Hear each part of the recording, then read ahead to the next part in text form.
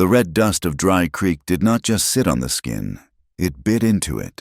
It found its way into the seams of a widow's dress and the creases of a banker's ledger alike. Though in the territory of New Mexico in the late 1870s, the dust seemed to weigh heavier on the poor than the rich. Clara Hart shifted the weight of her daughter, Lily, on her hip. The baby was 10 months old and heavy with the kind of solid, demanding life that Clara fought every day to sustain. She stood before the polished mahogany desk of Silas Crow, the only thing in town that gleamed without a layer of grit.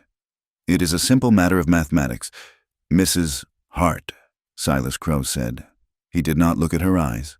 He looked at the papers in front of him, his fingers tracing the edge of a document stamped with a heavy, wax-red seal. The loan was for farm equipment and seed. The terms were clear: repayment in full upon the death of the primary borrower, should the monthly installments falter. "I have not faltered, Mr.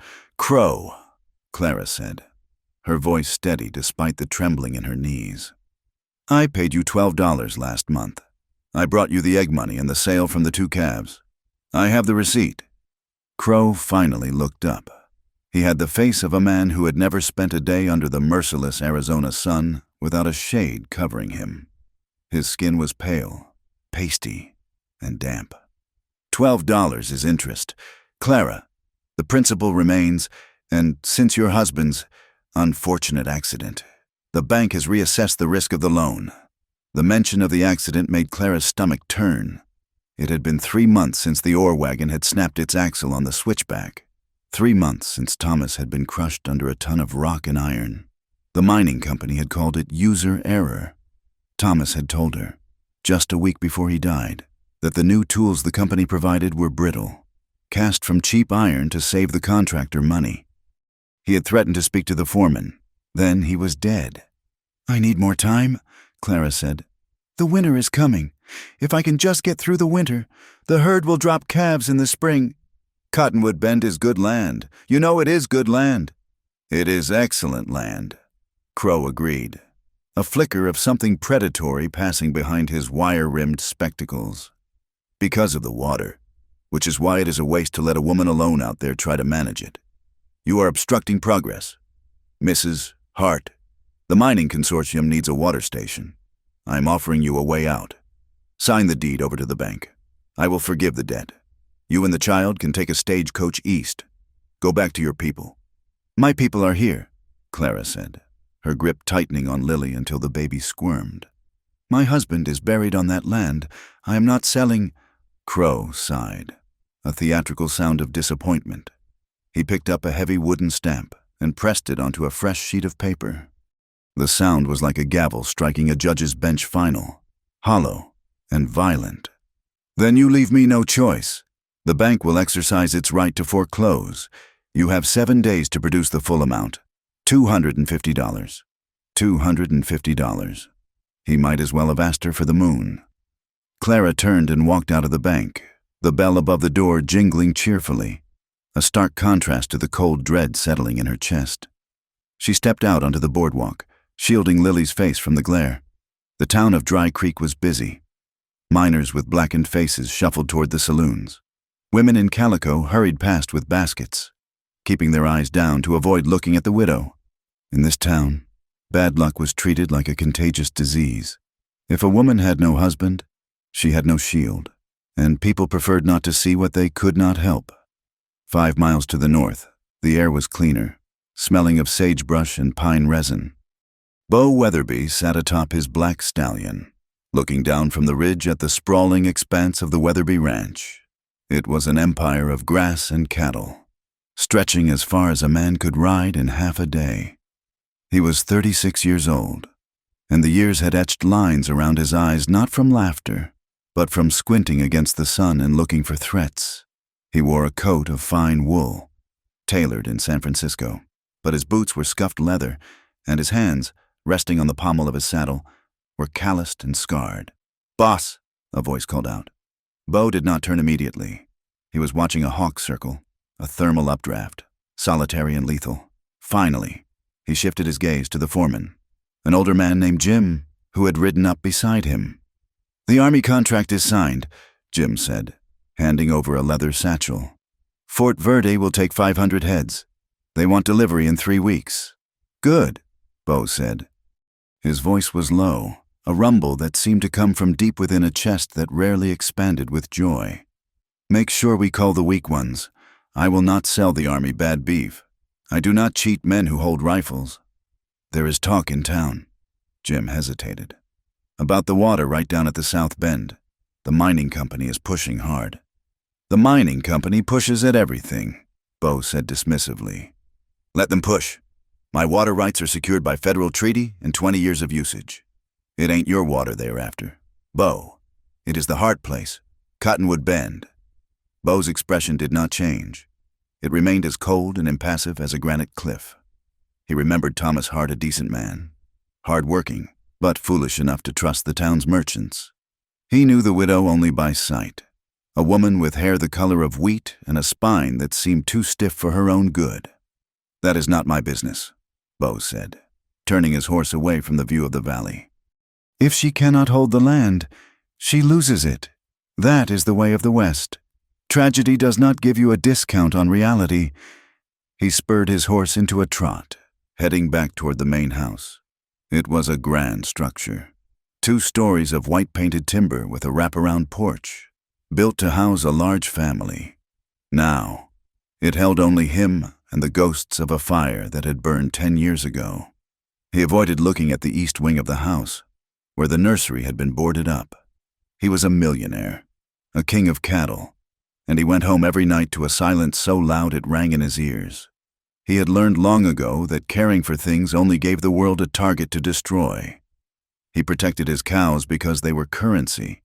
He protected his men because they were useful, but he would not extend his hand to a drowning widow. That required a heart he no longer claimed to possess. High above the river, hidden within the shadows of the sandstone pillars, Tala Two Rivers watched the wagon rattling down the trail. He saw the woman, Clara, driving the mules. The animals were tired, their heads low. The woman sat straight, but Tala could see the tension in her shoulders. He was a warrior of the people. Some called them Apache. Some called them Navajo. But he answered only to the wind and the memory of his ancestors. He wore a mixture of buckskin and white man's denim, a practical concession to a changing world. A Winchester rifle rested across his knees, but he did not touch it. He had been watching the town of Dry Creek for 2 moons. He had seen the men with surveying equipment putting stakes in the ground near the river, measuring the flow of the water. He knew what they wanted. Water was life in the desert. If the man called Crow and his mining friends took the river bend, they would dam it up to wash their rocks. The stream that fed the secret canyons where Tala's people wintered would dry up. The town saw Tala as a savage, a remnant of a war they thought they had won. They did not know he was the only one truly seeing the chessboard. He watched Clara stop the wagon near the crossing to let the mules drink. She climbed down and dipped a cloth in the water, wiping the baby's face. She looked exhausted. Tala knew that look. It was the look of a deer that hears the twig snap but does not know which way to run. He moved silently down the scree slope, his moccasins making no sound on the hot stone. He did not approach her. That would only frighten her. And fear made people dangerous. Instead, he moved to a dead ironwood tree near the path she would have to take to get back to her cabin. He took an eagle feather from his pouch. It was a warrior's feather, stripped at the quill, signifying vigilance. He tied it to a branch with a strip of red sinew. It was a warning. The hawk is watching. "The snakes are moving." He disappeared back into the rocks before she finished watering the mules. He did not care about the woman's fate specifically. White settlers came and went like tumbleweeds. But she was the gatekeeper. As long as she held the bend, the water flowed. If she fell, the dam would rise. Clara arrived back at the cabin as the sun began to bleed purple and orange across the horizon. Cottonwood Bend was beautiful in a way that hurt. The cabin was sturdy, built of logs Thomas had felled himself, and the river curved around the property like a protective arm. A windmill creaked rhythmically, pumping sweet water into a stone trough. She unhitched the mules and led them to the corral. Her arms ached. The meeting with Crow replayed in her mind. A loop of despair. $250. She had $11 in a coffee tin under the floorboards, carrying Lily inside. She lit the kerosene lamp. The small circle of light pushed back the gloom, but it could not push back the cold reality. She placed Lily in her crib, a simple wooden box lined with soft flannel. "I will not let them take you," she whispered to the sleeping child. "I will not let them take this roof." She went to the door to lock it for the night. As she reached for the latch, something fluttered in the breeze near the porch post. She stepped out, cautious, her hand going to the pocket of her apron where she kept a small Derringer pistol. It was a feather, a large black and white eagle feather tied to the post with red string. Clara's breath hitched. The townspeople whispered about the wild Indians in the hills. They said they were thieves and murderers. Marshall Denton liked to tell stories of scalping parties to scare the women into buying more locks from the hardware store he secretly owned shares in. But this did not feel like a threat of violence. It felt deliberate. She took the feather down. It was clean and stiff. She looked out into the darkness, towards the rocky hills that bordered her land. She felt eyes on her, but not the lecherous gaze of the miners or the calculating stare of Silas Crow. This gaze felt neutral, like the desert itself. "Don't trust the law, Sellers," she murmured, a thought appearing in her mind as if carried by the wind. She didn't know why she thought it, but holding the feather, looking at the red string the same color as the wax seal on Crow's foreclosure notice, she felt a strange clarity. The law in Dry Creek was not a shield. It was a weapon. The next morning, the law came to her doorstep. Marshall Denton rode a horse that was too fine for a lawman's salary. He was a big man, his badge pinned to a vest that strained against his gut. He didn't dismount. He sat high above Clara as she stood on the porch, wiping flour from her hands. "Morning, Widow Hart," Denton said, tipping his hat. His smile did not reach his eyes. "Marshall?" Clara nodded. "To what do I owe the visit?" "Just official business. Ma'am, Mr. Crow filed a notice of intent with the county clerk this morning regarding the foreclosure. He gave me 7 days, Clara said, her voice rising. It has been less than 24 hours. Well, that is the thing. Denton scratched his chin. There is a clause, a distress clause. Says if the property is being neglected or if the asset is in danger of devaluing, the bank can expedite the process. Given that you are a woman alone, with winter coming, the court agreed that the property is at risk. Neglected. Clara stepped off the porch, fury overcoming fear. I fixed the barn roof myself last week. The fences are sound. The cattle are fed. It is not about the barn. Clara. Denton dropped the pleasantries, his voice hardening. It is about reality. You cannot work this land. It is unsafe. We had a report of a savage lurking around here just last night. A scout saw signs. Clara's hand went to her pocket, her fingers brushing the eagle feather she had hidden there. I saw no one. Maybe not, but the bank can't take chances with its collateral. The judge has ordered a liquidity hearing. In 3 days.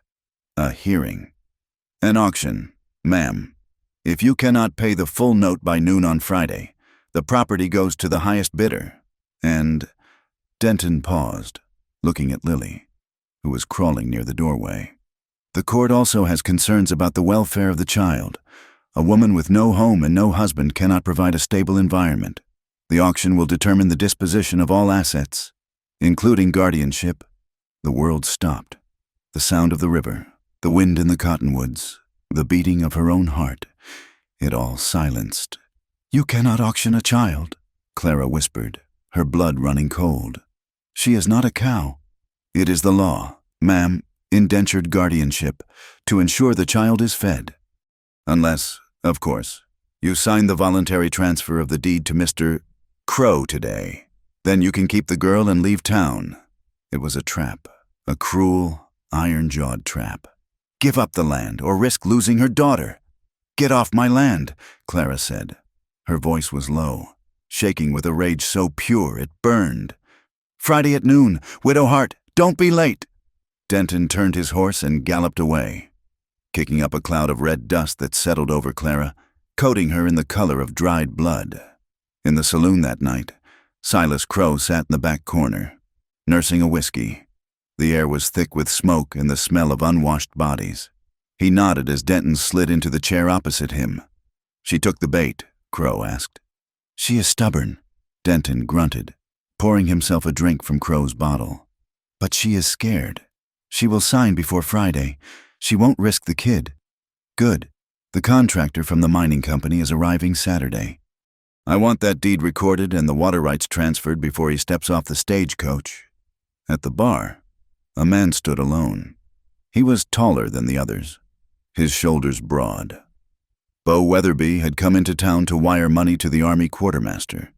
He had not intended to linger, but a broken stirrup strap had forced him to the leather shop, and the weight had forced him here. He stood with his back to the room, but he heard everything. He heard the clinking of glasses, the slap of playing cards, and the low murmur of the banker and the marshal in the corner. He heard the words widow, water, and auction. Beau stared at his reflection in the mirror behind the bar. His face was a mask of indifference. He had made a rule after the fire never get involved. Involvement meant attachment, and attachment meant pain. He had his ranch, he had his money, he had his solitude. "Hey, Beau," the bartender said, wiping a rag across the wood. "You hear they're gonna sell off the Hart place? Shame about the girl." "Business is business," Beau said automatically. It was the mantra that had kept him rich and kept him hollow. "I suppose," the bartender shrugged, "though it seems hard, selling a woman's labor along with the dirt. Like the old days, but I guess Crow holds the paper." Beau threw a silver dollar onto the counter. It spun on its edge before settling with a ring. "I need my stirrup fixed," he said, ignoring the comment. He walked out into the night. The air was cold now. He looked toward the south, where the Cottonwood Bend lay in the dark. He thought of the woman he had seen once or twice from a distance, proud, struggling. He thought of the accident that had killed her husband. He knew about faulty tools. He knew about contracts. He mounted his horse. His chest felt tight, an old scar tissue pulling. He told himself to ride north, back to the safety of his empty house. But as he rode past the town square, he saw the carpenters erecting a wooden platform in the center of the plaza, a stage, an auction block. Beau Weatherby tightened his grip on the reins. He was a man who bought cattle. He bought land. He bought silence. He did not buy drama. And yet, as he rode into the darkness, the image of the platform burned in his mind, brighter than the fire that had taken his family. He spurred his horse, riding hard, trying to outrun a conscience he thought he had buried 10 years ago. Somewhere in the hills, Tala watched the cowboy ride. He watched the widow bar her door, and he watched the banker toast to his victory. The pieces were moving. The storm was coming, and the red dust of Dry Creek was waiting to be turned into mud by the rain or by blood. The morning of the auction broke with a sky the color of a bruised plum. The air in Dry Creek was stagnant, holding the heat of the previous day within the red dust that coated every railing and window pane. For Clara Hart, the sunrise did not bring hope. It brought a deadline that felt like a noose tightening around her neck. She stood in the center of the bank lobby, the papers shaking in her hand. It was a modification to the original loan agreement, a document she had never seen before. The ink at the bottom looked fresh, though the date scrawled next to it was 6 months old. "This is not my signature," Clara said, her voice trembling with a mixture of rage and exhaustion. "I never agreed to an accelerated repayment schedule. I never agreed that a change in household status constituted a default." Silas Crow did not even look up from his ledger. He dipped his pen into the inkwell, the scratch of the nib against the paper sounding like the sharpening of a knife. "It is a standard clause, Mrs. Hart. When the primary earner dies, the risk profile changes. The bank has the right to demand full collateral security. Since you cannot pay the $250 in cash, and since the value of the land is disputed due to the Water issues. The court has ordered the liquidation of all assets. I am not an asset, Clara snapped. And my daughter is not inventory. Crow finally looked up. His eyes were flat, devoid of any light. In debt law, Mrs. Hart, everything is inventory. The sheriff is waiting outside. It is time. Clara felt the walls of the bank closing in. It was a setup. It had been a setup from the moment the axle on Thomas's wagon snapped. She looked at Crow, really looked at him, and saw the smug satisfaction curled at the corner of his mouth. He did not just want the money. He wanted the cottonwood bend, and he wanted to break her to get it. She turned and walked out, her head held high, though her legs felt like water. Outside, Marshal Denton was waiting. He did not offer a hand. He simply pointed toward the town square. "Let us go. Clara, do not make this harder than it needs to be," Denton said, as they walked down the boardwalk. Clara clutched Lily tighter to her chest. The baby was sleeping, oblivious to the fact that her future was about to be sold to the highest bidder. The town was gathering. Men stood in clusters, smoking tobacco and whispering. Women peered from behind curtains, their eyes wide with a mixture of pity and morbid curiosity. In this hard country, watching someone else fall was a spectator sport. It made everyone else feel safe for one more day. They reached the square. A rough platform of pine planks had been erected near the water trough. It was usually used for selling livestock or announcing mining claims. Today, it was for her. "Up you go," Denton said, gesturing to the stairs. Clara hesitated. The shame washed over her, hot and suffocating. This was the 19th century. The war against slavery had been fought and finished. But here, on the edge of the map, the law was whatever men with money said it was. They called it indentured guardianship, or working off the debt. But Clara knew what it was. It was ownership. As she placed her foot on the first step, a shadow detached itself from the alleyway between the saloon and the general store. It was Tala.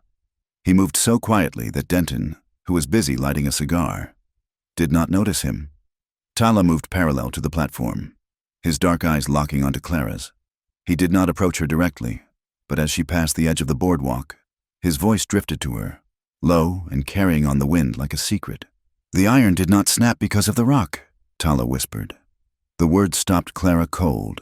She slowed her pace, tilting her head slightly. "The husband found the cracks," Tala continued, his gaze sweeping the crowd to ensure no one was listening. "He told the foreman the tools were bad metal, cheap metal.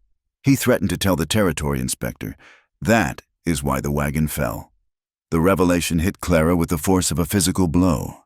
Thomas had not been careless. He had been murdered silenced to protect a contract, and Crow was behind the supply company. The pieces slammed together in her mind: the faulty equipment, the sudden accident, the immediate pressure on the loan. It was not just greed, it was a cover-up. "Move along," Denton grunted, nudging her arm. Clara stepped up onto the platform. The anger that ignited in her chest burned away the shame. She was not a victim standing on a scaffold. She was a witness standing on a pulpit. She looked out at the crowd, her eyes blazing. She saw the faces of men she had served coffee to, men who had shaken Thomas's hand. Most looked away. The auctioneer was a man named Mr. Gantry, a sweaty individual with a voice that boomed like a cannon. He stepped up beside her, smelling of stale whiskey and onion. "Gentlemen citizens of Dry Creek," Gantry shouted, banging a wooden gavel against the railing. "We are gathered here for a judicial liquidation. The estate of the late Thomas Hart. The bank holds a note for $250. The assets include the deed to the Cottonwood Bend claim, and," he paused, gesturing to Clara, "the domestic and agricultural contract of the widow Hart, to be held for a period of 5 years, or until the debt is satisfied." A murmur went through the crowd. It was one thing to sell a cow. It was another to sell a woman holding a baby. "Do I hear an opening bid for the package?" Gantry bellowed. "Land and labor. A fine piece of property. And a strong woman. Cooks. Cleans. Manages a herd." Silence stretched across the square. The wind kicked up, swirling the red dust around the legs of the platform. $50, a voice croaked from the front. It was the foreman of the mining crew, a man with teeth stained yellow by tobacco. He leered at Clara. $50 a steal, Gantry cried. Do I hear 100? 75? Called out the owner of the brothel at the edge of town. Clara felt her stomach lurch. If she went there. 100, the foreman countered. Clara hugged Lily so tight the baby began to whimper. She looked at Silas Crow, who was standing on the balcony of the hotel across the square, watching with arms crossed. He was enjoying this. He wanted the foreman to win. The foreman would strip the land and pass the water rights to Crow, and Clara would be nothing more than a servant in a mining camp. $100 going once, Gantry yelled. For the land, the water, and the woman. Clara scanned the crowd, looking for one decent soul. One person stood up and said this was wrong, but the good people were afraid of the bank, and the bad people were waiting for their turn to feed. 150, shouted a speculator from out of town. 200, the foreman yelled back, angry now. $200, we are getting close to the note value. Gantry was sweating profusely now. 200 going at once, going twice. Clara closed her eyes. She thought of the derringer in her pocket. She would not let them take Lily. She would start shooting before she let the foreman put his hands on her daughter. Sold to. Gantry raised the gavel. Thud, thud. Thud, thud. The rhythmic, heavy pounding of hooves cut through the tension. It was not a gallop, but a steady, commanding trot. The sound was loud enough to make Gantry pause his hand in mid-air. The crowd parted like the Red Sea. Beau Weatherby rode into the square on his massive black stallion. The horse was groomed to perfection, its coat shining like obsidian against the dusty backdrop of the town. Beau sat tall in the saddle, wearing a long duster coat that swirled around his legs. His hat shaded his eyes, but the lower half of his face was set in a line of grim determination. He did not look at the crowd. He did not look at Crow on the balcony. He rode straight to the base of the platform and pulled back on the reins. The horse halted instantly, tossing its head. Beau looked up at Gantry, his steel-gray eyes piercing through the auctioneer's bluster. The square went dead silent. Even the wind seemed to hold its breath. What is the total sum of the default? Beau asked. His voice was not loud, but it carried to every corner of the plaza. It was a voice used to give orders that were obeyed. Gantry stammered. Well, Mr. Weatherby, the note is $250, plus court fees. Call it $270. Beau reached inside his coat. The movement was slow, deliberate. The mining foreman took a step back, his hand hovering near his hip, but he did not dare draw on the richest man in the territory. Beau pulled out a leather billfold. He extracted a pre-written bank draft and held it up. $300, Beau said. Mr. Weatherby, Gantry said nervously, glancing up at Crow on the balcony. The bidding is currently at 200. You can enter the bid, but I am not bidding. Beau cut him off. He looked at Clara then. For the first time, his expression was unreadable. Devoid of pity, devoid of lust, it was simply business. I am satisfied with the line. I am buying the debt in its entirety. But the auction? The auction is to satisfy a debt, Beau said, his voice dropping an octave, turning dangerous. If the debt is paid, there is no auction. That is the law, unless you are rewriting the statutes today. Gantry. Beau turned his gaze to the balcony. He locked eyes with Silas Crow. I will take them. The words hung in the air. I will take them. He did not say, I will save her. He did not say, I will pay for her. He said he would take them, as if assuming a burden that no one else was strong enough to carry. He flicked his wrist, sending the paper draft sailing through the air. It landed on the platform at Gantry's feet. Bank draft drawn on the San Francisco Exchange. Good as gold. The widow and the land are now under my lien. Crow gripped the railing of the balcony until his knuckles turned white. He had been outmaneuvered. If he refused a valid payment from Beau Weatherby, he would be exposing the sham of the entire proceeding. He would be admitting it wasn't about the money. Accept the payment, Crow shouted down, his voice tight and strangled. Close the proceedings. Gantry banged the gavel, but it sounded weak. Debt satisfied. By Mr. Weatherby. Bo dismounted. He walked up the steps of the platform, his spurs chiming softly. He stopped in front of Clara. Up close, he smelled of leather, expensive tobacco, and rain. Let us go, Bo said. Clara stared at him. Her heart was pounding against her ribs like a trapped bird. She should have felt relief. Instead, she felt a hot wave of indignation. She had been traded from a shark to a lion. You think you can just buy me? Clara hissed, her voice low so the crowd couldn't hear. You think because you have money, you can just walk in here and own us? Bo looked at her, and for a second, a flicker of something human passed behind his eyes' weariness. Perhaps. I bought a piece of paper, Mrs. Hart. I did not buy a person. Now get in the wagon, unless you prefer to stay here and discuss the terms of your surrender with the foreman. He turned his back on her and walked down the steps, assuming she would follow. It was the arrogance of it that stung. He didn't ask. He expected. Clara looked at the crowd. They were dispersing, muttering, disappointed that the show was over. She looked at Tala, who was still standing in the shadows of the alley. Tala watched Bo Weatherby with narrow eyes. He saw the way the cowboy moved, efficient, lethal, unburdened by the need for approval. Tala knew men like Weatherby. They were not cruel like Crow, but they were dangerous because they believed they were the only law that mattered. A man who could buy a town's silence with a piece of paper was a man to be watched. But Tala gave a nearly imperceptible nod to Clara. Go. It is the only path. Clara adjusted Lily in her arms. She walked down the steps, her boots echoing on the wood. She walked past Marshal Denton, who refused to meet her eye. She walked to where her mule wagon had been hitched by the sheriff. Bo was already there, checking the harness of her mules. Your team is tired, he observed. We will tie them to the back of my buckboard. You and the child ride with me. It is faster. I can drive my own wagon, Clara said stiffly. I am sure you can, Bo said, not looking up.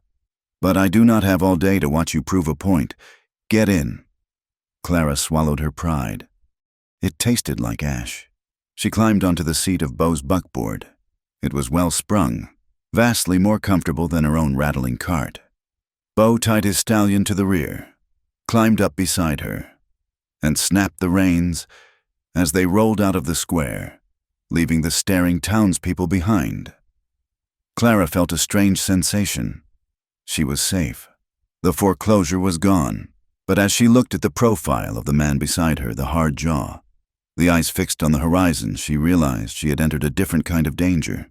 She was now indebted to a stranger who lived in a fortress of silence. They rode out of town, past the last shacks of the miners, and into the open desert. The silence between them was thick. Why? Clara finally asked, staring straight ahead. Why did you do it? You don't even know me. Bo kept his eyes on the road. I know enough. I know a rigged game when I see one. I will pay you back, Clara said firmly. Every cent. I will work the land. I will sell the calves. We will discuss the terms later, Bo said dismissively. For now, we are going to the ranch. You cannot stay at the bend tonight. Crow's men will be angry. Drunks with torches are not good company for a baby. Clara looked down at Lily. The baby was awake now, playing with the button on Clara's coat. Bo was right. It wasn't safe. Thank you, she said, the words difficult to form. Bo did not answer. He simply drove, a stone statue of a man, taking them away from the world of laws and banks, toward his own kingdom where he made the rules. Back in Dry Creek, the sun was high and brutal. Silas Crow sat in his office at the bank. The noise of the street filtered in through the window, but he heard none of it. He held a yellow pencil in his hands. He stared at the wall, visualizing the map of the territory, the Cottonwood Bend, the water, the railroad contract that depended on that water. He had been so close. Weatherby. Crow whispered the name like a curse. He applied pressure to the pencil. The wood snapped with a sharp crack. the sound startlingly loud in the quiet room. Marshal Denton stood by the door, looking uncomfortable. "What do we do now? Silas Weatherby holds the note. He is the legal lien holder. We can't touch her." Crow threw the broken pieces of the pencil onto the desk. He stood up and walked to the window, looking out toward the distant mountains where the Weatherby ranch lay hidden. "Weatherby is a man who thinks his money makes him untouchable," Crow said softly. "But he has a weakness. He plays the lone wolf. He thinks he can hold the world at bay with fences." Crow turned back to Denton, a cold smile forming on his lips. "He bought the debt, fine, but he didn't buy the land yet, and accidents happen out at the ranch all the time. Fires, stampedes." Crow picked up a fresh pencil and opened his ledger to a new page. "Get her back, Denton," Crow ordered. "I don't care how. Use the law. Use the outlaws. Use the Indians if you have to frame them. Get the woman back, and get me that bend." Denton nodded and slipped out of the room. Crow sat alone in the silence. He picked up the red wax seal he used for foreclosures. He rolled it between his fingers, feeling the weight of it. The game had changed, but it wasn't over. He would burn the whole territory down if that was what it took to win. Out on the trail, the wind picked up, erasing the tracks of Bo Weatherby's wagon, but it could not erase the storm that was gathering behind them. The Weatherby Ranch was not just a home. It was a fortress built of silence and timber. As the buckboard rattled under the high arch of the main gate, Clara Hart felt the shift in the atmosphere. The air here smelled of pine shavings, cured hay, and the heavy, musky scent of cattle. It was a smell of prosperity, starkly different from the desperation that reeked in the alleys of Dry Creek. Bo stopped the wagon in front of the main house.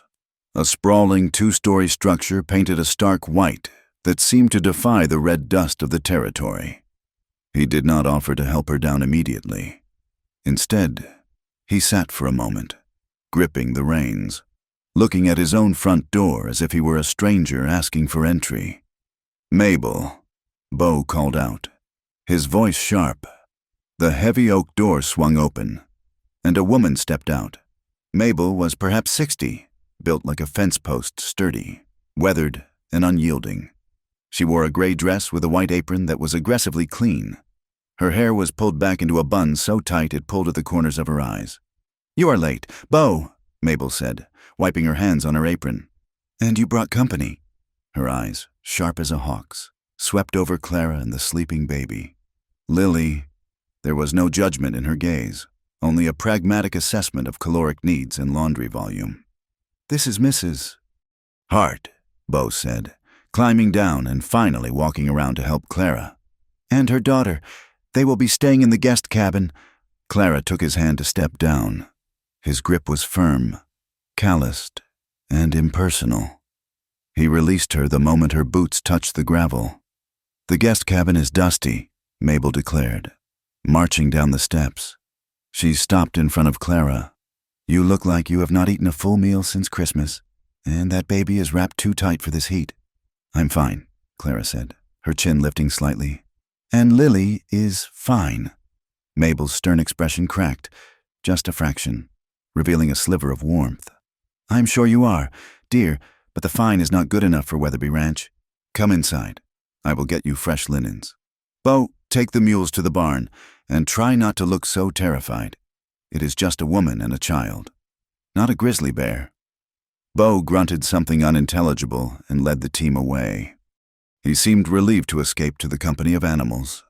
For the next 3 days, Bo kept a distance that felt measured in miles rather than yards. He set Clara and Lily up in the guest cabin, a small but comfortable structure 50 feet from the main house. He ensured there was a stack of chopped wood, a barrel of fresh water, and a basket of food-cured ham, cornmeal, coffee, and dried apples. He provided everything a person needed to survive, yet he offered nothing of himself. He was a ghost in his own kingdom. Clara saw him riding out at dawn, a silhouette against the purple sky. She saw him return at dusk, dusty and exhausted, disappearing into his study in the main house. He did not eat with them. He did not speak to them. He was a man fulfilling an obligation, paying off a debt of conscience so he could return to his solitude. But Clara Hart was not a woman who sat still and waited to be saved. She was a rancher's wife, and she knew that idleness was the devil's workshop. On the second day, she found the chicken coop in disarray. She spent the morning mending the wire and cleaning the nests. On the third day, she found a pile of torn saddle blankets in the tack room. She sat on the porch of the cabin, Lily playing on a quilt at her feet, and stitched the heavy wool until her fingers were raw. It was on the fourth afternoon that the silence broke. Clara was in the barn, milking one of the calmer jerseys. She had tied Lily into a makeshift sling on her back to keep her safe. The barn was cool and dim, smelling of sweet feed. Bo walked in, leading his massive black stallion, Midnight. He stopped when he saw her. "You do not have to do that," Bo said. "I have men for the milking. I am not a guest. Mr. Weatherby," Clara said, not pausing in her rhythm. The milk hit the pail with a steady ping-ping sound. "I am a debtor, and I pay my way. Besides, your men are busy branding the new calves. This cow was uncomfortable." Bo watched her for a moment, leaning against the stall door. He looked uncomfortable in the presence of domesticity. "You are stubborn." "I am alive," Clara corrected. "There is a difference." At that moment, Lily woke up on Clara's back. She let out a gurgle of delight. The baby had spotted the stallion. The massive horse, curious, lowered his great head, sniffing at the bundle on Clara's back. Bo stiffened. He dropped the reins and moved with a speed that blurred the air. "Get back," he ordered, his voice laced with panic. Clara stood up, startled. "He's just curious. He has 1,200 pounds of muscle and a temper." Bo snapped. He reached out and, without thinking, lifted Lily out of the sling on Clara's back. He held the baby away from the horse, his movements jerky and awkward. For a second, the tableau froze. The millionaire cowboy, a man who could wrestle a steer to the ground, stood holding a 10-month-old baby as if she were made of nitroglycerin. His large hands encompassed her entire torso. Lily, fearless and delighted, reached out and grabbed Bo's nose. Bo froze. His eyes crossed slightly to look at the tiny fingers gripping his face. "She likes horses," Clara said softly, suppressing a smile. "And, apparently, she likes you." Bo slowly lowered the baby, handing her back to Clara as if relinquishing a hot coal. His face was pale beneath his tan. "She is small, too small to be around beasts." "She is tougher than she looks," Clara said, adjusting Lily on her hip. "We have to be—" Bo looked at her, and the ice in his eyes melted, just for a second, revealing a vast, dark ocean of grief. "Small things break. Clara, remember that." He turned and led the horse away. His shoulders hunched as if carrying a heavy weight. That evening, the wind shifted, blowing from the north. It brought the scent of rain and something else, wood smoke that did not come from the ranch's chimneys. Bo stood on the porch of the main house, smoking a cheroot. He watched the tree line. He knew someone was there before he saw him. "You are getting slow. Weatherby!" A voice came from the shadows of the cottonwoods. Bo did not flinch. "And you are getting loud. 2 Rivers. I heard your horse a mile back." Tala stepped into the light of the porch lantern. He looked tired. Dust coated his dark hair, and there was a fresh bandage wrapped around his forearm. He did not carry a rifle, but the knife at his belt was loose in its sheath. "I need water," Tala said simply, "and I need a path." "The river is free," Bo said, flicking ash over the railing. "The river is watched," Tala corrected. "Crow has hired new men. They're patrolling the north bank. They shot at my cousin yesterday. They're trying to squeeze us out. Weatherby. They want to cut the line between the mountains and the winter grounds." Bo was silent. He knew the politics of the territory. The mining consortium wanted the natives gone. If they cut off the water and the migration routes, the tribes would be forced onto the reservation or into starvation. "Why come to me?" Bo asked. "Last time we met, you put an arrow in my water tower." "You were fencing off the salt lick," Tala replied calmly. "It was a protest. Today, it is business. I need to move my people, women and elders, through the canyon on your land. The blind pass behind the ridge. It is the only way to bypass Crow's patrols. If I let you through, and the army finds out, I lose my beef contract," Bo said. "They will say I am aiding hostiles." "If you do not let us through," Tala said, stepping closer, "Crow wins. He takes the river. He takes the valley. And once he is done with us, he will come for you. You know this. Men like Crow do not stop eating until the plate is empty." Bo looked at the warrior.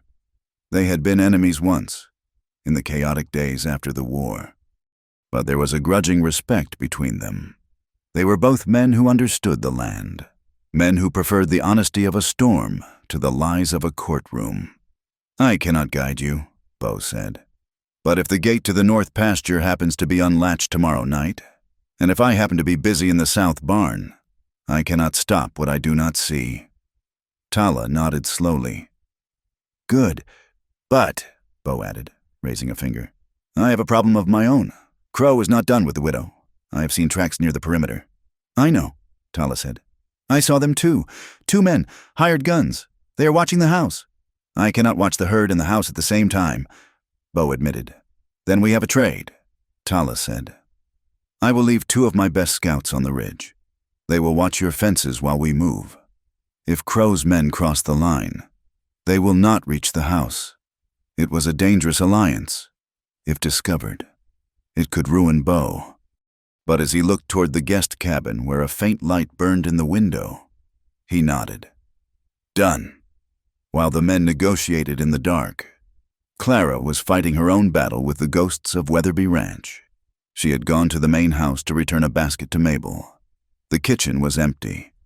She walked down the hallway, the floorboards creaking under her feet.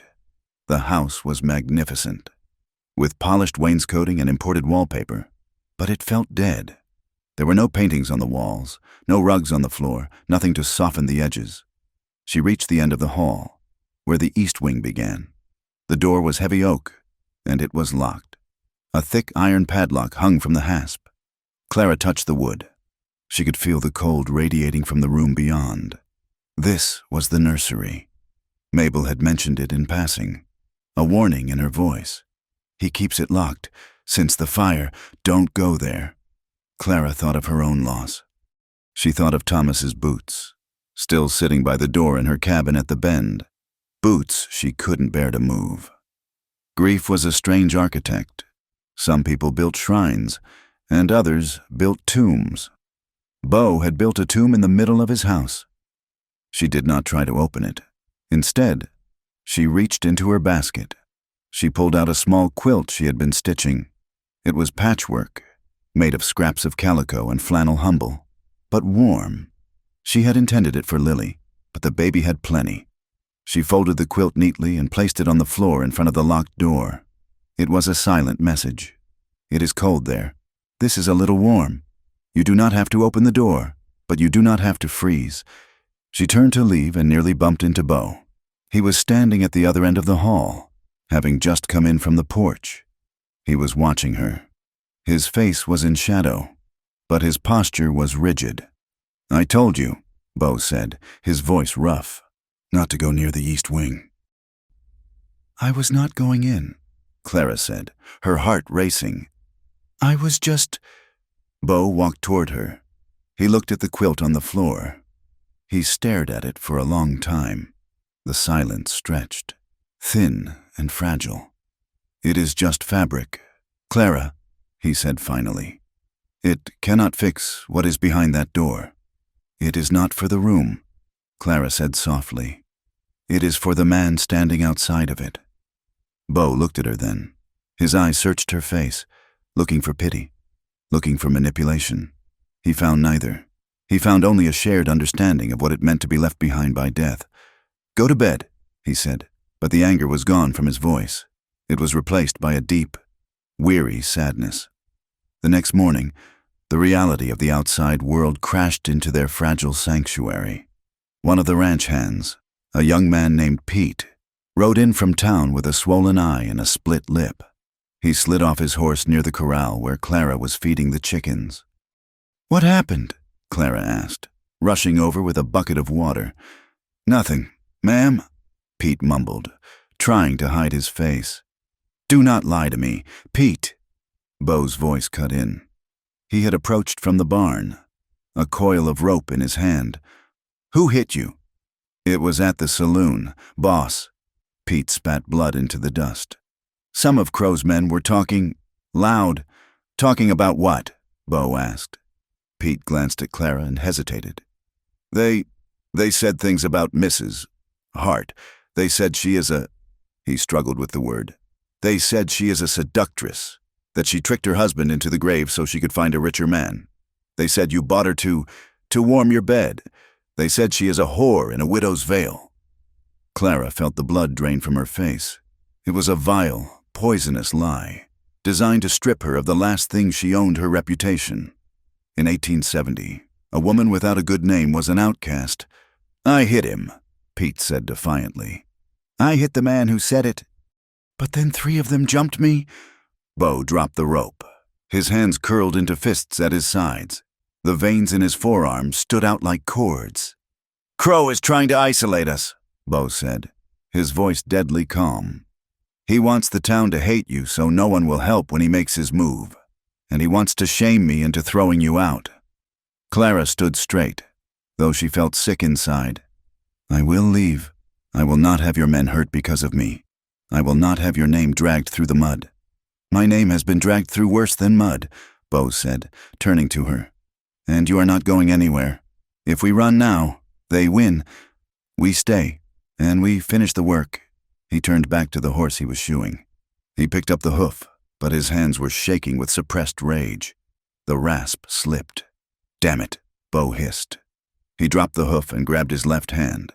Blood welled up across his palm where the metal rasp had sliced the skin. Let me see," Clara said, stepping forward instinctively. "It is fine," Beau growled, pulling his hand away. "Do not be a child," Clara said firmly. She reached out and took his wrist. Her hand was small and rough from work, but her touch was gentle. Beau froze. It was the first time they had touched skin to skin since he had pulled her onto the wagon. The contact was electric. It was not just the warmth. It was the sudden, shocking intimacy of it. Clara poured water from the bucket over the cut, washing away the blood and grit. She took a clean handkerchief from her pocket and wrapped it around his palm. She tied the knot with efficient, steady movements. She looked up. Beau was watching her. His face was inches from hers. She could see the flecks of gold in his gray eyes. She could feel the heat radiating from his chest. The smell of him tobacco, soap, and male sweat filled her senses. For a heartbeat, neither of them moved. The air between them crackled with a tension that had nothing to do with danger and everything to do with a sudden, terrifying attraction. It would have been easy to lean in. It would have been easy to let the loneliness of 2 years collide with the loneliness of 10. Clara's breath hitched. Beau's gaze dropped to her lips, then snapped back to her eyes. Clara pulled her hands back. She took a step away, creating a safe distance. "Keep it clean," she said, her voice slightly breathless. "I will make a poultice tonight." "Thank you," Beau said. His voice was husky. He cleared his throat and looked away, toward the horizon. "I have work to do." He walked away quickly, as if fleeing a fire. Clara stood by the corral, her own hands trembling. That night, the moon was hidden behind thick clouds. The ranch was plunged into darkness. Clara could not sleep. She sat by the window of the cabin, watching the yard. The interaction by the corral played over and over in her mind. She touched her own lips, wondering what it would have felt like if she hadn't stepped back. A low whistle cut through the night air. It mimicked the call of a nightjar, but the rhythm was wrong. Clara stiffened. She blew out the candle. A moment later, a shadow detached itself from the darkness near her window. It was Tala. He did not knock. He spoke through the open shutter, his voice a mere vibration in the air. "Mrs. Hart," Tala whispered. "Wake the child. Do not light a lamp." "What is it?" Clara hissed back, reaching for her boots. "Tracks," Tala said. "3 men. They cut the wire at the South Ravine an hour ago." They are not stealing cattle. They are moving toward the barn and the cabin. Crow's men. Yes, and they are carrying oil rags. They intend to burn the feed store. And they intend to take something from this cabin while the cowboy is busy fighting the fire. Clara's blood ran cold. Take something. They were coming for Lily. Where is Bo? He is in the main house. My scout is signaling him now. But you must be ready. Tonight. The law does not exist. Only the dark. Clara grabbed her derringer and the hunting knife she had sharpened that morning. She moved to the crib and picked up the sleeping Lily. I am ready, she whispered. Good, Tala said. Stay low. The storm is here. The silence of the night was shattered not by a scream, but by the sharp, cracking report of a Winchester rifle. Tala had spoken true. The darkness had teeth. Clara's heart did not freeze. The moment the gunshot echoed from the perimeter near the barn, she dropped to her knees. She pulled up the loose floorboard she had loosened earlier that afternoon, a hiding spot she had prepared instinctively, a habit from a life lived on the edge of disaster. The space beneath was shallow, smelling of dry earth and cedar shavings. Quiet now, little bird, she whispered, pressing a soft cloth against her daughter's chest. She laid the sleeping baby into the dark recess and placed the heavy wooden plank back over the opening. She dragged the cowhide rug over the spot. Only then did she stand up. She did not reach for a Bible. She reached for the butcher knife on the table and the small derringer in her pocket. She moved to the corner of the room, away from the window, into the deepest shadow. Outside, the ranch erupted into chaos. Bo Weatherby had been in his study when the first shot was fired. He blew out the lamp instantly. He did not need to see to know where his holster hung. He strapped the gun belt over his shirt, his movements precise and mechanical. He grabbed the double-barreled shotgun from the rack and kicked the back door open. The air smelled of kerosene. Fire! A voice shouted from the bunkhouse. Bo saw the flicker of orange light near the granary. Two figures were sprinting toward the main house, torches in hand. They were not here to steal. They were here to burn. Crow had escalated from theft to scorched earth. Drop it! Bo roared, raising the shotgun. The men did not drop the torches. One of them raised a pistol and fired blindly toward the porch. The bullet chewed a chunk of wood out of the railing inches from Bo's hip. Bo pulled the trigger. The shotgun roared. A massive boom that shook the night. The buckshot tore up the ground at the men's feet, sending up a spray of dirt and gravel. It was a warning shot, aimed low.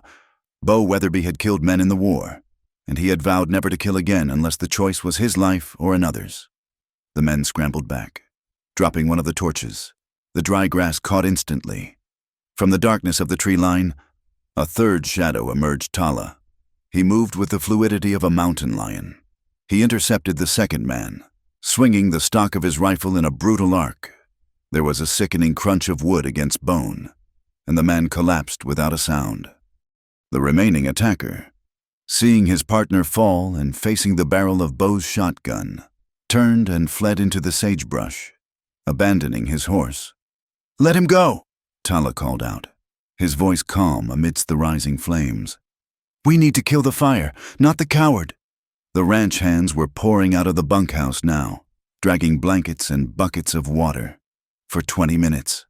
The only sounds were the hissing of steam and the shouting of men as they battled the flames that licked at the side of the granary.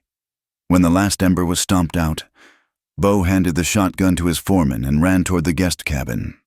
His heart was hammering against his ribs, not from the fight, but from a terror he had not felt in 10 years.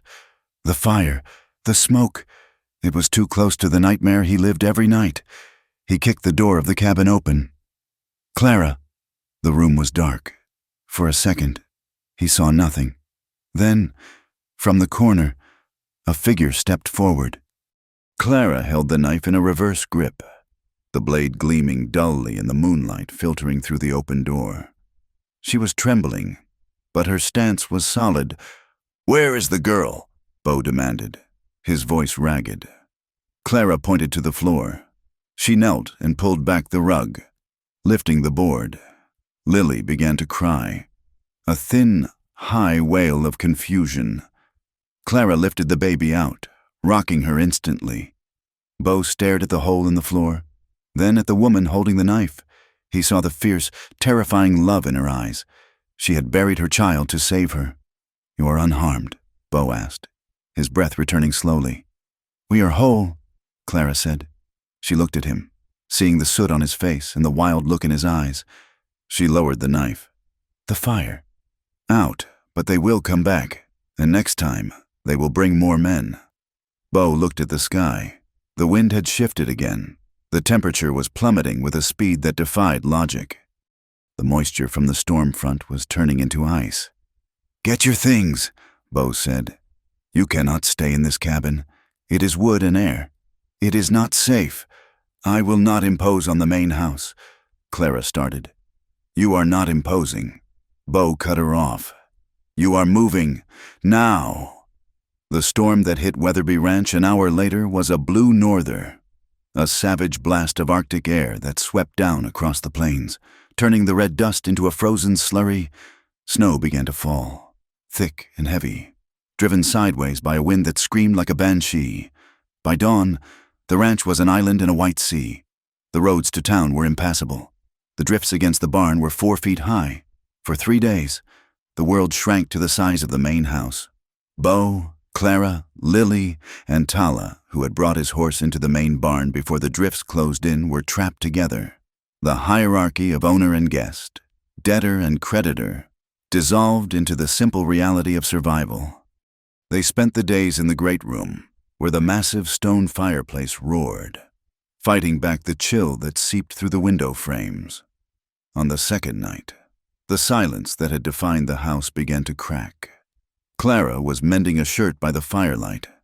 Tala sat on the rug, sharpening his knife with a rhythmic shh sound.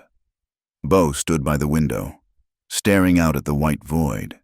"You built this house to be a fortress," Tala said, not looking up. "But a fortress is just a prison with nicer walls." Bo turned. He held a glass of whiskey, but he had not taken a sip in an hour. "It keeps the wind out. It keeps everything out," Tala countered. "Even the life you were trying to save." Bo laughed, a bitter, dry sound. "I am not trying to save a life.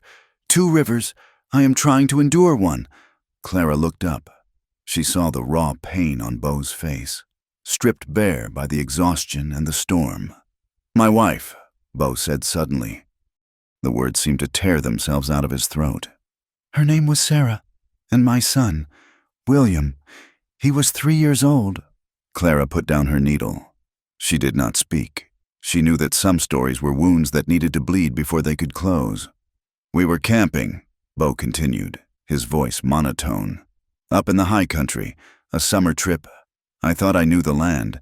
I thought I knew the wind. But a wildfire moves faster than a horse. It moves faster than I expected." He took a drink, his hand shaking slightly. "I went to get the horses. I told them to wait by the creek. When I came back, the smoke, the heat." He stopped. He did not need to finish. The silence in the room filled with the horror of what he had found.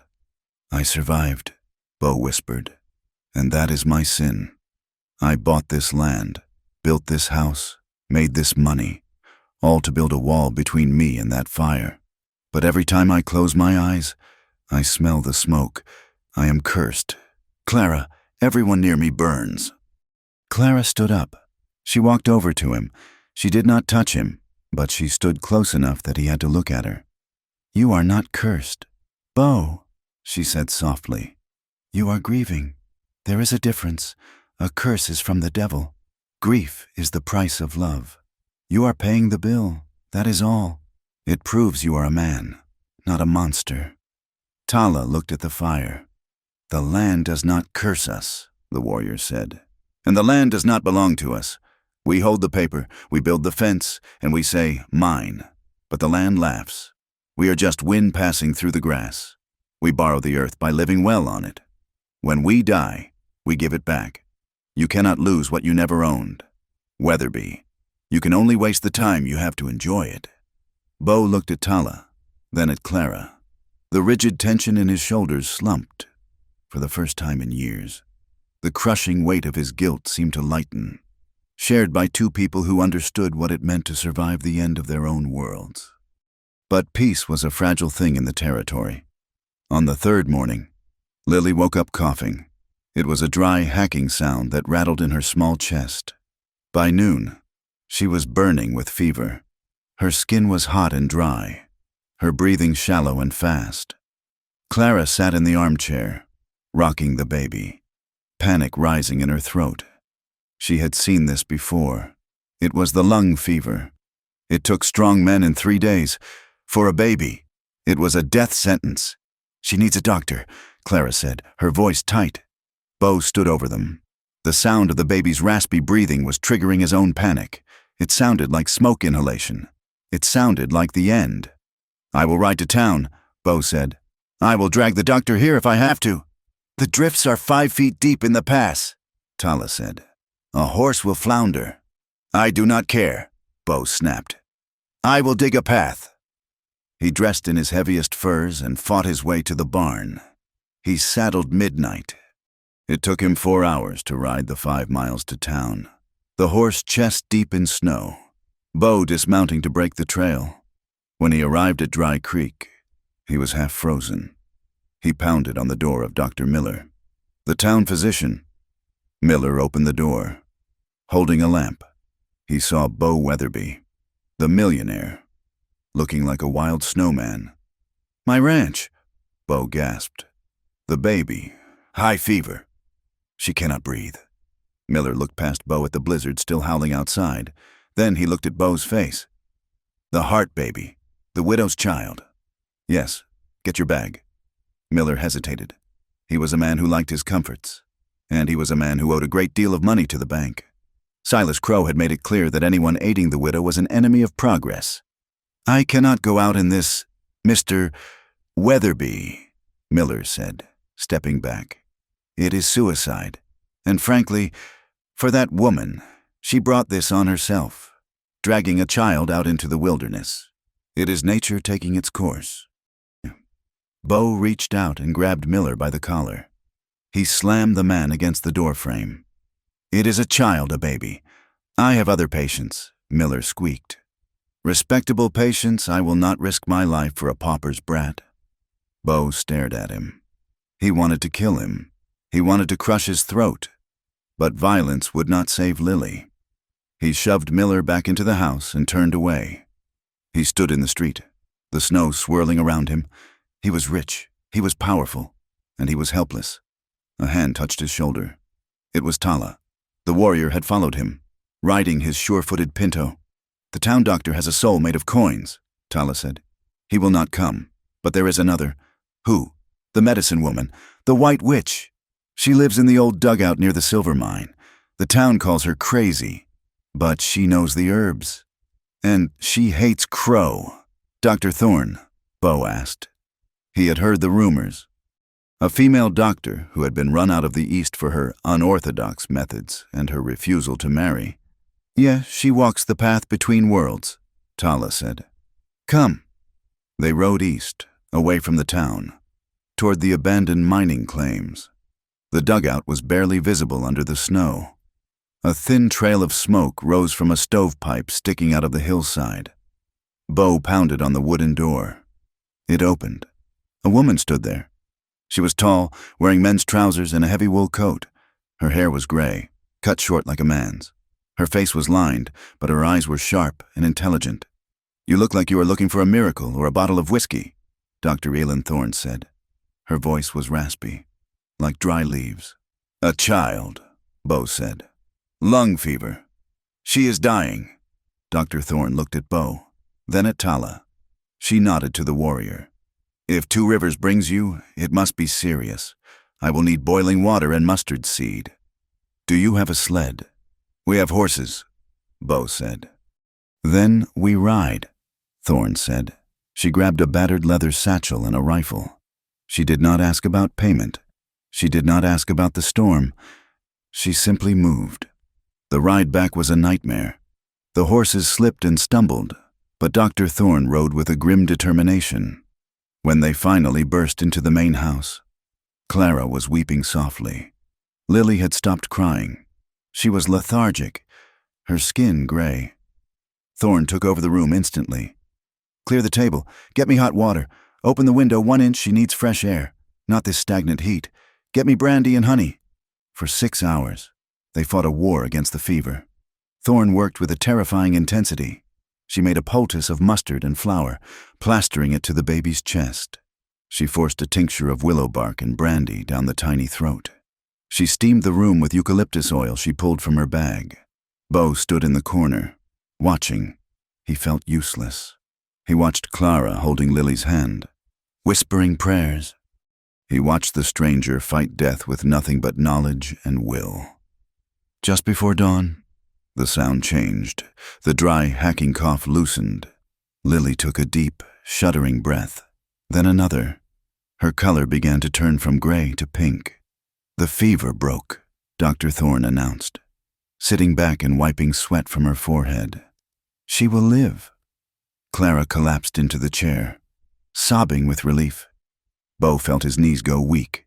He slumped against the wall, closing his eyes. The curse had not claimed her. Later, as Lily slept peacefully, Dr. Thorne sat at the kitchen table drinking coffee laced with whiskey. "You are lucky, Weatherby," Thorne said. "Another hour and the fluid would have drowned her." "I'm in your debt," Bo said. "Name your price." Thorne looked at him over the rim of her cup. "I do not want your money. I want justice." She reached into her satchel and pulled out a sheaf of papers. They were stained with water and age. "I was the doctor for the mining camp 3 months ago." Thorne said, "Before, Crow had me fired for insubordination. I treated the men who were hurt by the equipment. I treated Thomas Hart." Clara looked up sharply. "You saw him?" "I saw his body," Thorne corrected. "And I saw the axle. It was not an accident. The metal was honeycombed with air pockets. It was casting slag, cheap iron sold at steel prices. Crow and the contractor were pocketing the difference. I wrote a report. I sent it to the territory marshal. It disappeared. Then I was fired." She slid the papers across the table. "These are my copies. The medical reports. The notes on the metal shards I pulled from Thomas's leg. It proves negligence. It proves fraud." Bo picked up the papers. His hands were steady now. This was not just a defense. This was a weapon. "This will hang him," Bo said softly. "If you can get it to a judge who isn't bought." Thorne said, "Crow owns the town." "He does not own the territory," Bo said, "and he does not own me." The storm broke the next evening. The sky cleared, revealing 1 billion stars sharp as diamonds. The house was quiet. Lily was sleeping. Dr. Thorne was resting in the guest room. Tala was on guard outside. Bo and Clara sat by the fireplace. The exhaustion hung heavy on them, but it was a good exhaustion, the kind that comes after a victory. Bo stared at the flames. "I thought I would lose her," he said quietly. "When she stopped breathing, I was back on that mountain. I was helpless." "But you weren't," Clara said. She was sitting on the rug, close to the hearth. "You rode through a blizzard. You brought the doctor. You fought for her." She looked at him. The firelight cast shadows on his face, highlighting the strong line of his jaw and the sadness in his eyes. "You saved us, Bo." "I did what was necessary," Bo murmured. He reached out, almost involuntarily. His hand brushed a stray lock of hair from her forehead. His fingers were rough, but his touch was incredibly gentle. He let his hand linger on her cheek, his thumb brushing her skin. Clara went still. She could feel the pulse in his fingertips. She looked up at him, her eyes wide. In that moment, the debt, the land, the danger, it all faded. There was just a man and a woman who had walked through the fire and come out the other side. Bo leaned in slightly. His eyes searched hers, asking a question he didn't have words for. Clara's heart hammered. She wanted to lean into his hand. She wanted to rest her head on his shoulder and let him carry the weight for a while. But she knew that gratitude was a dangerous foundation for a heart. She reached up and covered his hand with hers. She held it there for a long moment, savoring the warmth, the connection. Then, gently, she pulled his hand away from her face. "Do not promise to save me, Bo, she whispered. Her voice was husky with emotion. I do not need a savior, I need a witness. Bo looked at her, confused and captivated. Promise me something else, Clara said, her gaze intense. Promise me you will not sell your soul to fear. Promise me you will not lock yourself in this house waiting for the next tragedy. Live, Bo, even if it hurts. Bo looked at his hand, then back at her. A slow, painful realization dawned in his eyes. She was offering him something more valuable than love. She was offering him redemption. I promise, he said, and he meant it. The peace was shattered at dawn. A rider approached the gate. It was a deputy from town, looking cold and miserable. He threw a leather pouch over the fence and rode off without a word. Tala retrieved it and brought it to the porch where Bo and Clara stood drinking coffee. Bo opened the pouch. He pulled out a legal document stamped with the territorial seal. What is it? Clara asked.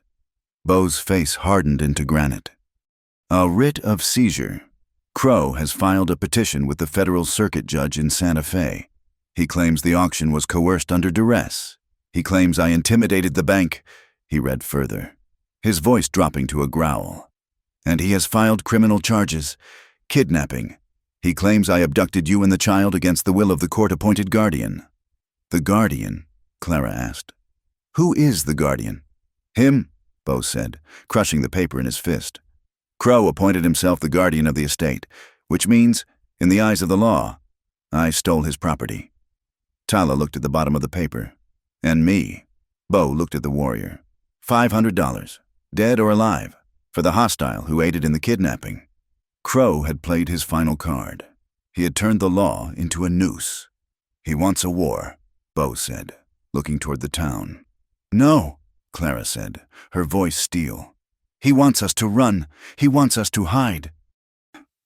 She looked at Dr. Thorne, who had stepped out onto the porch, rifle in the crook of her arm. She looked at Tala, who was checking the edge of his knife. She looked at Bo. We do not run, Clara said. We take the fight to him. Bo looked at her. He saw the fire in her eyes, the same fire that had faced down the gunmen. He nodded. Saddle the horses. Bo said, We are going to court. The sun was high and merciless when the small cavalcade rode into Dry Creek. They did not sneak in through the back alleys. They rode down the center of Main Street, hoofbeats striking the hard-packed earth with a rhythm that sounded like a drumbeat for a hanging. Bo Weatherby rode in front, his face a mask of stone. On one side rode Dr. Elin Thorne, her rifle scabbard gleaming in the sun. On the other side rode Clara Hart, sitting tall on a borrowed mare, her daughter strapped securely to her chest. And behind them, riding a paint horse that moved with a predator's grace, was Tala Two Rivers. The town stopped. The piano in the saloon fell silent.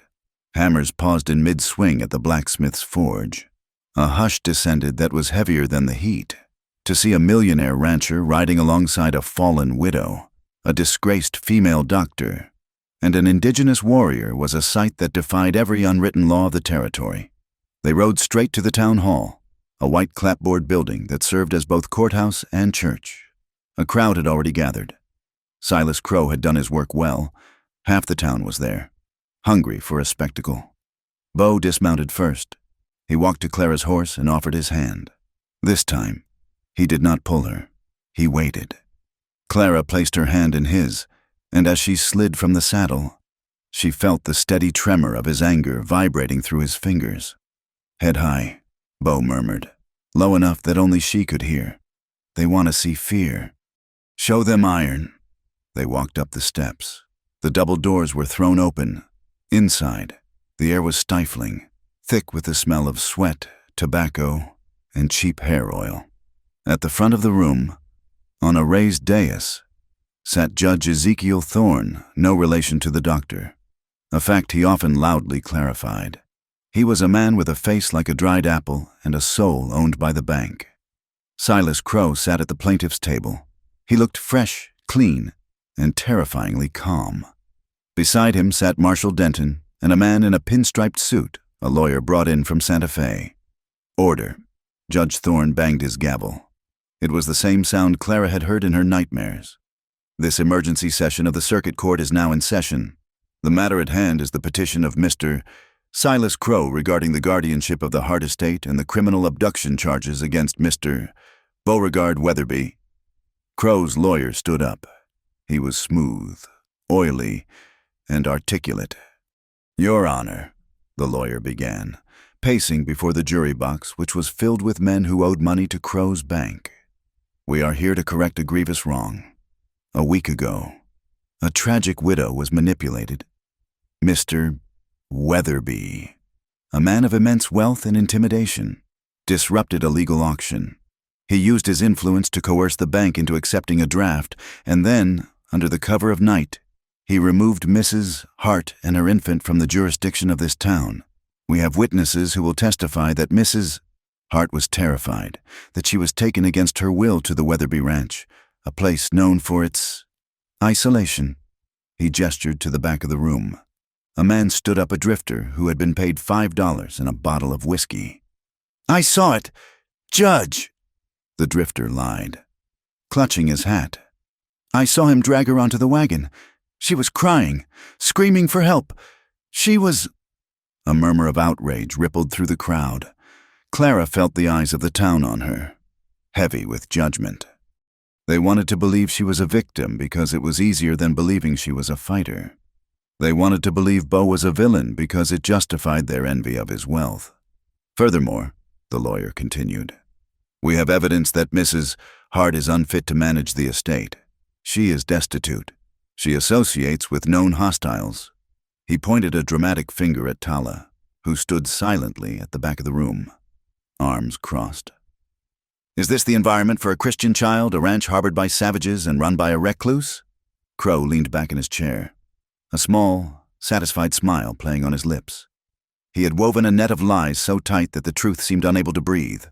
"Mr. Weatherby," the judge said, looking over his spectacles, "how do you plead to the charge of kidnapping and obstruction of justice?" Beau stood up. He did not walk to the witness stand. He walked to the center of the aisle, standing directly between the crowd and the judge.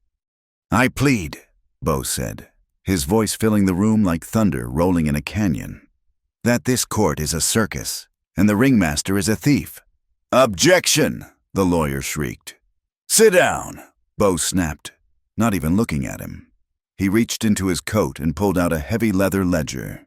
He slammed it onto the prosecutor's table. Dust flew up from the impact. "This," Beau said, "is the private ledger of the Dry Creek Mining Supply Company. I took the liberty of purchasing the company yesterday morning via telegraph to the main office in St. Louis. I am now the owner, and as the owner, I have been reading the books." Crow's smile faltered. He sat up straighter.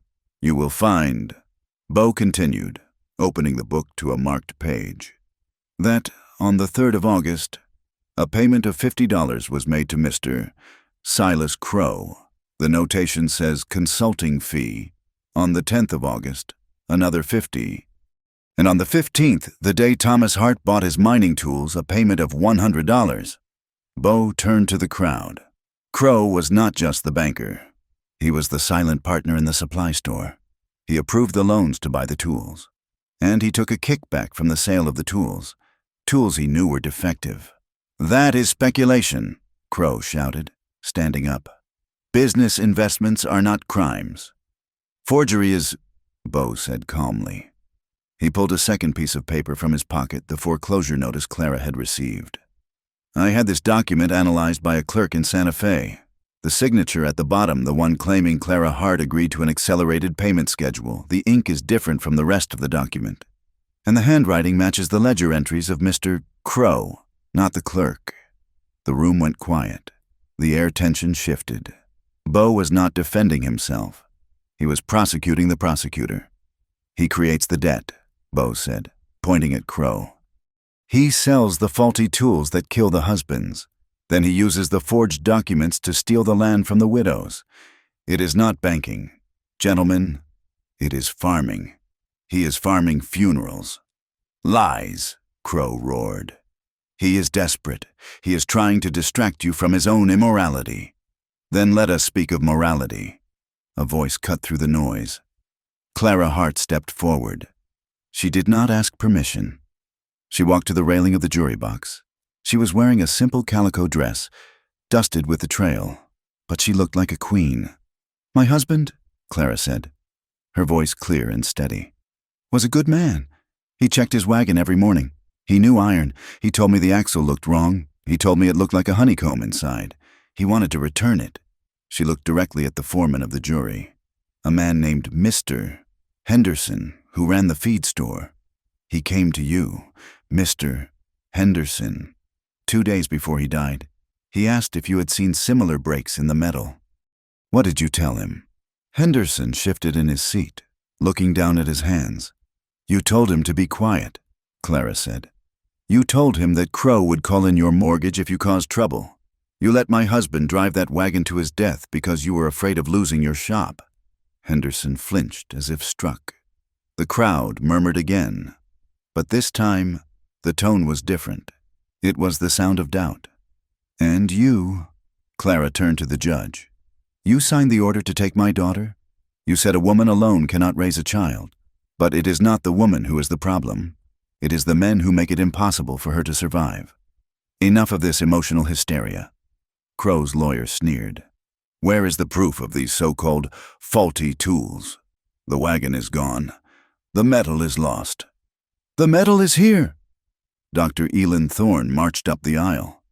She slammed a burlap sack onto the judge's bench. It clanged heavily. "Exhibit A," Dr. Thorne said, her voice raspy and authoritative. "Shards of cast iron removed from the leg of Thomas Hart.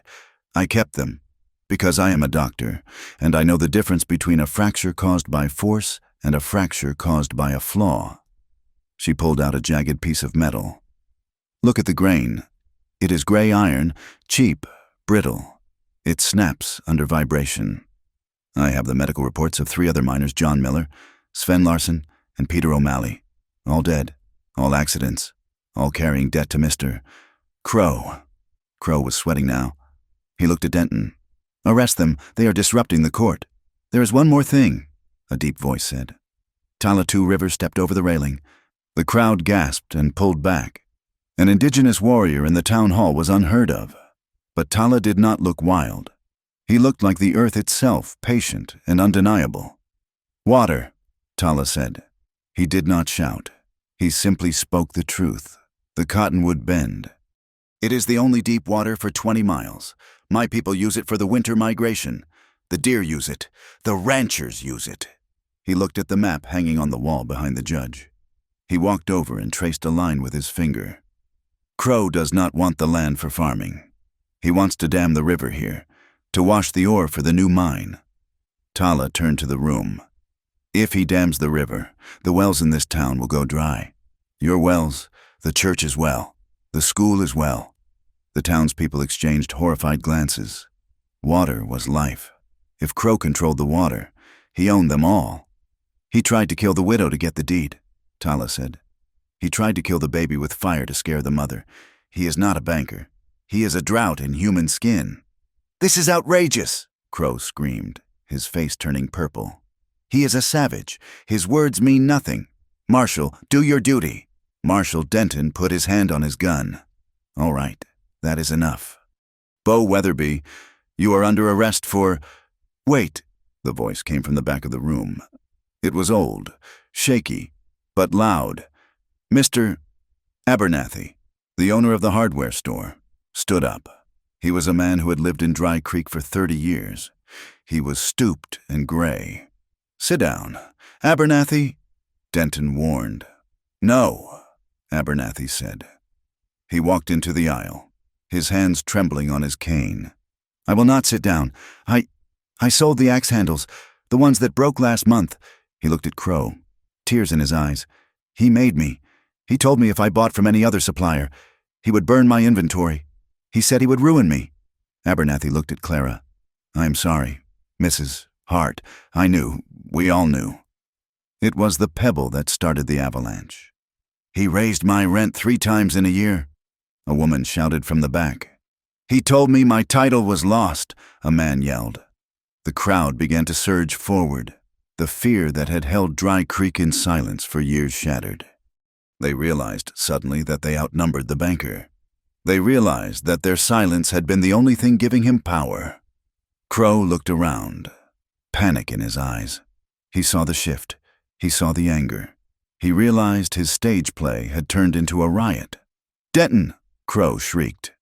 "Clear the court, shoot them!" Denton drew his revolver, but Bo was faster. Before the marshal could level the gun, Bo had crossed the distance in 2 strides.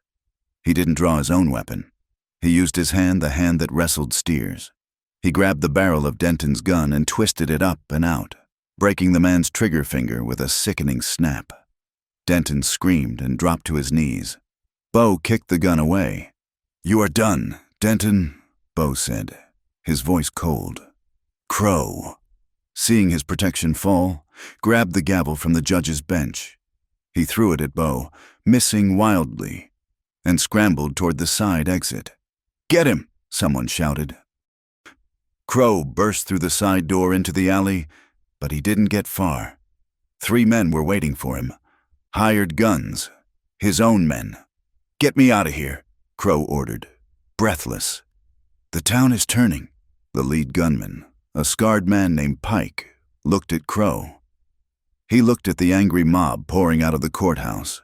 Then he looked at Bo Weatherby, who had stepped out onto the porch, his hand hovering over his Colt peacemaker.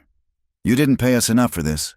"Crow," Pike said, "I will pay you double, triple." "You don't have any money," Bo said, walking down the steps. Tala flanked him on the left, Dr. Thorne on the right. "I froze your assets this morning. The telegraph is a wonderful invention. Your bank in St. Louis has been notified of the fraud. Your accounts are locked." Pike looked at Bo, then at Crow. He spat on the ground. "Good luck, banker." The gunmen mounted their horses and rode off, leaving Silas Crow standing alone in the dust. Crow looked at Bo. He reached into his coat pocket. "Don't," Bo said. Crow pulled a small pistol. It was a foolish, desperate move. Before Crow could raise the weapon, 2 sounds happened almost simultaneously. The thwack of a throwing knife hitting wood, and the crack of a whip. Crow screamed and dropped the gun. His hand was pinned to the wall of the courthouse by Tala's knife, the blade passing cleanly through his sleeve, trapping him, and around his ankles. A bullwhip had wrapped tight. Clara Hart stood 10 feet away, holding the handle of the whip she had taken from her wagon. She yanked it hard, and Crow fell face first into the dirt. The crowd went silent. Then, slowly, a cheer began to rise. It wasn't a happy cheer. It was a roar of release. Marshal Denton was dragged out of the courthouse by the very men he had bullied. Judge Thorne was hiding under his desk. Bo walked over to Crow, who was whimpering in the dust. He reached down and pulled Tala's knife from the wood, freeing the man's sleeve. He hauled Crow to his feet by his lapels. "You wanted the land," Bo said, his face inches from Crow's. "You wanted the water. You wanted the widow." He shoved Crow toward the town sheriff, a young deputy who had been too afraid to act until now, but who now stepped forward with a pair of iron cuffs. "Now you have a cell," Bo said. "It is small, it is dark, and it belongs to you." The deputy clicked the cuffs shut. "Silas Crow, you are under arrest for fraud, conspiracy to commit murder, and grand larceny." Bo turned to Clara. She was coiling the whip, her hands shaking slightly now that the adrenaline was fading. He walked over to her. The crowd parted for them. "Are you all right?" Bo asked. Clara looked at the man on the ground, then at the sky. The red dust of Dry Creek was still there, but it didn't feel as heavy.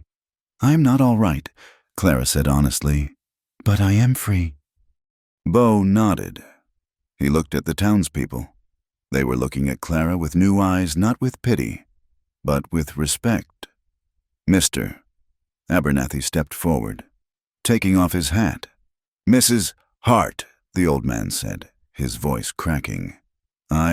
We owe you an apology, and we owe you a new wagon." "I do not want a wagon," Clara said. "I want my name back." "You have it," Abernathy said. "And more." Bo turned to the judge, who had finally crawled out from under his desk and was standing in the doorway, trying to look dignified. "The verdict?" Bo asked. Yes, the judge stammered, looking at the angry crowd. Dismissed, all charges dismissed. The debt is annulled due to fraudulent origin. The deed to Cottonwood Bend remains with Mrs. Clara Hart. Case closed.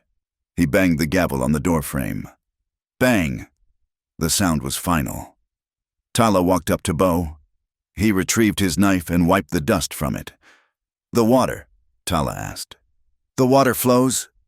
Bo said. The dam will not be built. The contract is dead. Tala nodded. He looked at the crowd, then at the open desert beyond the town. It is a good day to be a hawk, he said. The snakes are in the hole. Bo looked at Clara. She was holding Lily, who had woken up and was watching the scene with wide, innocent eyes. Let us go home, Bo said. Home? Clara asked. The Bend. Bo said. You're home. I will ride with you, to make sure the road is clear. Clara smiled.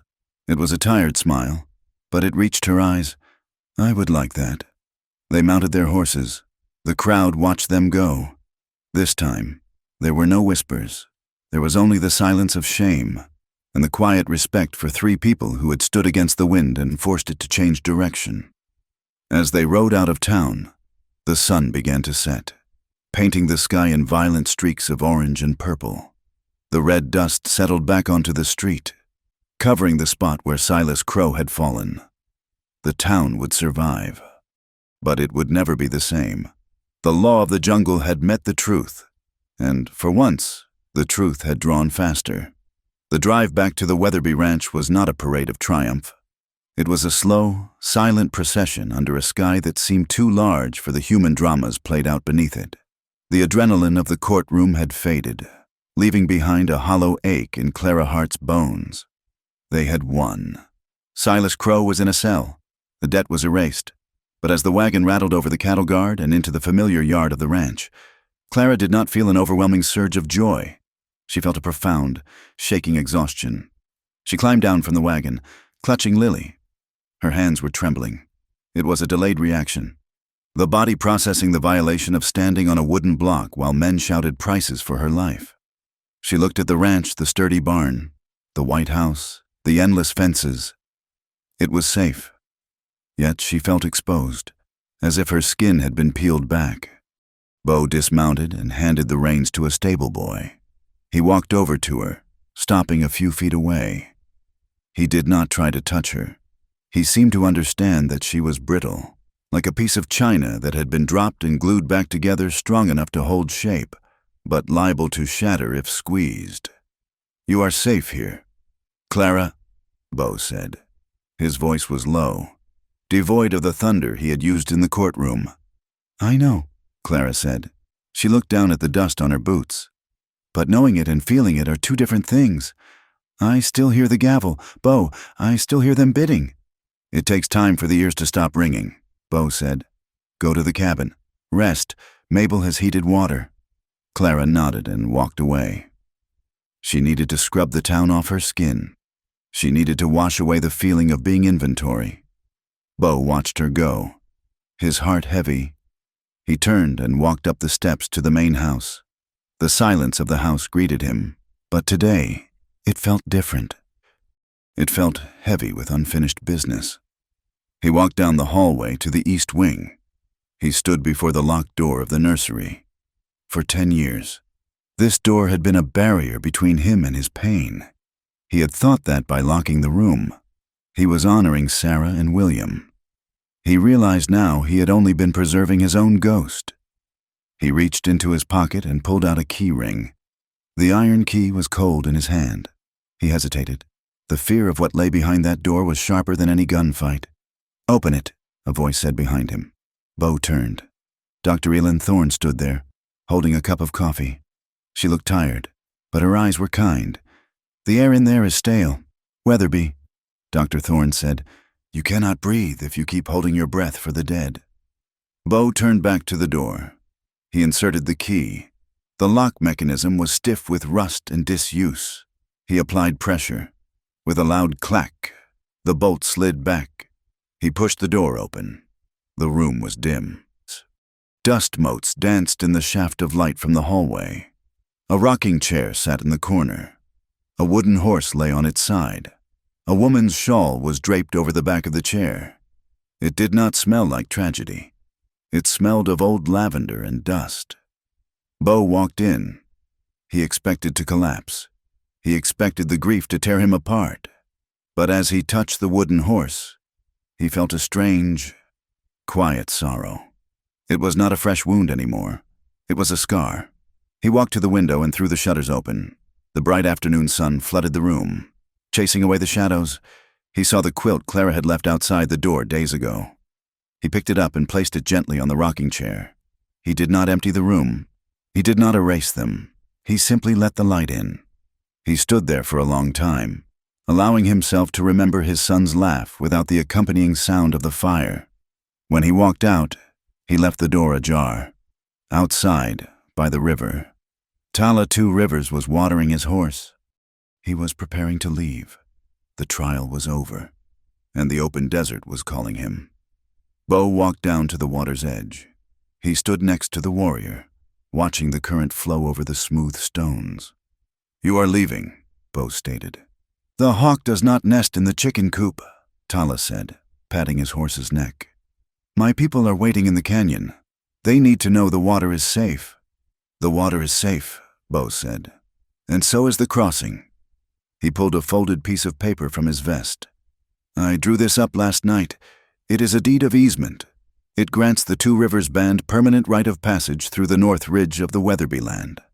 It grants access to the water and the hunting grounds in the upper valley. It is recorded with the county." Tala took the paper. He did not read it. He looked at Bo. "Paper is wind. Weatherby. Men change their minds when the grass gets thin. I am not like other men," Bo said. "And I am not giving you this out of charity. I am offering a trade." "A trade?" "Crow is gone, but there will be others. Outlaws, cattle thieves, drifters who think a ranch is an easy target. I cannot watch 20,000 acres alone." Tala smiled. A slow, sharp expression. "You want the eyes of the hawk? I want neighbors," Bo corrected. "If your scouts watch the northern perimeter, I will ensure the army patrols stay south of the ridge." Tala nodded slowly. He tucked the paper into his tunic. "It is a fair trade. We do not need a savior. Weatherby. We do not need a white man to be our father. We need respect. You give us the road. We give you the guard." He mounted his horse in one fluid motion. "Watch the southern ravine tonight. The snakes are headless, but the tail still thrashes." With that, Tala turned his horse and vanished into the tree line, moving as silently as smoke. In the days that followed, a fragile rhythm began to establish itself at the ranch. It was not the silence of before. It was the hum of life returning. Clara threw herself into work. It was her way of reclaiming her agency. If she could build, if she could grow, she could not be sold. She found a neglected patch of garden behind the kitchen and turned the soil. She planted late-season turnips and winter greens. She pruned the rose bushes that had grown wild and thorny. Dr. Thorne stayed on. She had nowhere else to go, and the ranch offered a sanctuary. She set up a makeshift clinic in the bunkhouse. At first, the ranch hands were skeptical of a female doctor, but after she stitched up a gash on Pete's leg and cured the cook's toothache with a foul-smelling but effective clove mixture, they began to treat her with awe. News of the lady doctor at Weatherby Ranch spread to town. Slowly, tentatively, people began to come. A woman with a sick child, a miner with a crushed hand. They came shamefaced, eyes downcast, remembering how they had shunned Clara and the doctor in court. Bo did not turn them away. He let them come through the gate. One afternoon, Mr. Abernathy drove his wagon into the yard. He brought a crate of new tools, hammers, nails, and a shiny new saw. "For Mrs. Hart," Abernathy told Bo, refusing to meet his eyes. "To fix the cabin at the bend, no charge." "She is in the garden," Bo said. He watched from the porch as the old man apologized to Clara. He saw Clara wipe her hands on her apron and nod. She did not smile, but she accepted the crate. She offered him a cup of water. It was not forgiveness. Not exactly. It was a recognition that life had to go on, and holding on to hate was just another form of debt. 2 weeks after the trial, the first snow of true winter dusted the peaks of the mountains. The air was crisp and cold. It was evening. Lily was asleep in the main house. Mabel had insisted on keeping the baby in the nursery, which was now warm and aired out. Clara and Beau sat on the porch steps, wrapped in heavy wool blankets. A lantern burned low between them. They watched the stars. The distance between them had shrunk, but there was still a line neither had crossed. "You have been working too hard," Beau said. He looked at Clara's hands, resting on her knees. They were red from the cold and rough from the soil. "I like the work," Clara said. "It makes me feel real. When I was on that block, I felt like a ghost, like I was disappearing." "You did not disappear," Beau said fiercely. "You stood taller than any man in that square." Clara turned to look at him. The lantern light caught the sharp angle of his cheekbone and the silver in his hair. He was a hard man, shaped by a hard country, but his eyes were open to her in a way they had never been before. "You saved my life, Beau," Clara said softly. "You saved mine first," Beau replied. "I was dead in this house for 10 years. You and the girl, you woke me up." The air between them charged with a sudden, intense gravity. It was the pull of 2 planets finally coming into alignment. Clara shifted. She let the blanket fall from her shoulder. She moved her hand, covering his where it rested on the step. Beau went still. He looked at her hand, then up at her lips. Clara leaned in. She did not wait for him. She closed the distance. She kissed him. It was not the sweeping, theatrical kiss of a dime novel. It was brief. I was terrified. It tasted of coffee and cold air. Her lips trembled against his. Beau hesitated for a fraction of a second. Then he leaned into her, his hand coming up to cup the back of her neck. His touch was tentative, reverent. Then Clara pulled back. She was breathless, her face flushed. She put a hand on his chest, creating a few inches of space. "I needed to do that," Clara whispered. "I needed to know." "Know what?" Beau's voice was raspy. "That I could choose," Clara said. Her eyes were fierce, even in the dim light. "I do not belong to you, Beau Weatherby. You bought my debt, but you did not buy me. I am not a thing to be acquired. I am not a hole in your life to be filled." Beau looked at her, his hand still hovering near her neck. He dropped it slowly. "I know that," he said. "Do you?" Clara asked. "Because if we do this, if you want to be with me, it cannot be because you are lonely, and it cannot be because you want to save me. I am done being saved. If you want to stand beside me, you stand as a man, a decent man, not a hero, not a master." Beau looked at this woman, this widow with dirt under her fingernails and fire in her soul. He realized he had never wanted anything as much as he wanted her respect. "I do not want to own you, Clara," Beau said steadily. "I do not want to fix you. I just want to be the man who wakes up and sees you every morning. I want to be the man who helps you fix the fence, not the man who builds it for you." Clara studied his face. She saw the truth there. She saw the surrender of his control. "All right," she whispered. She leaned her head against his shoulder. "All right." Beau wrapped his arm around her. They sat there in the cold, 2 survivors warming each other, not out of desperation, but out of choice. But the West did not allow for uninterrupted peace. The next morning, Beau was riding the perimeter of the south pasture. He was checking the winter feed stations.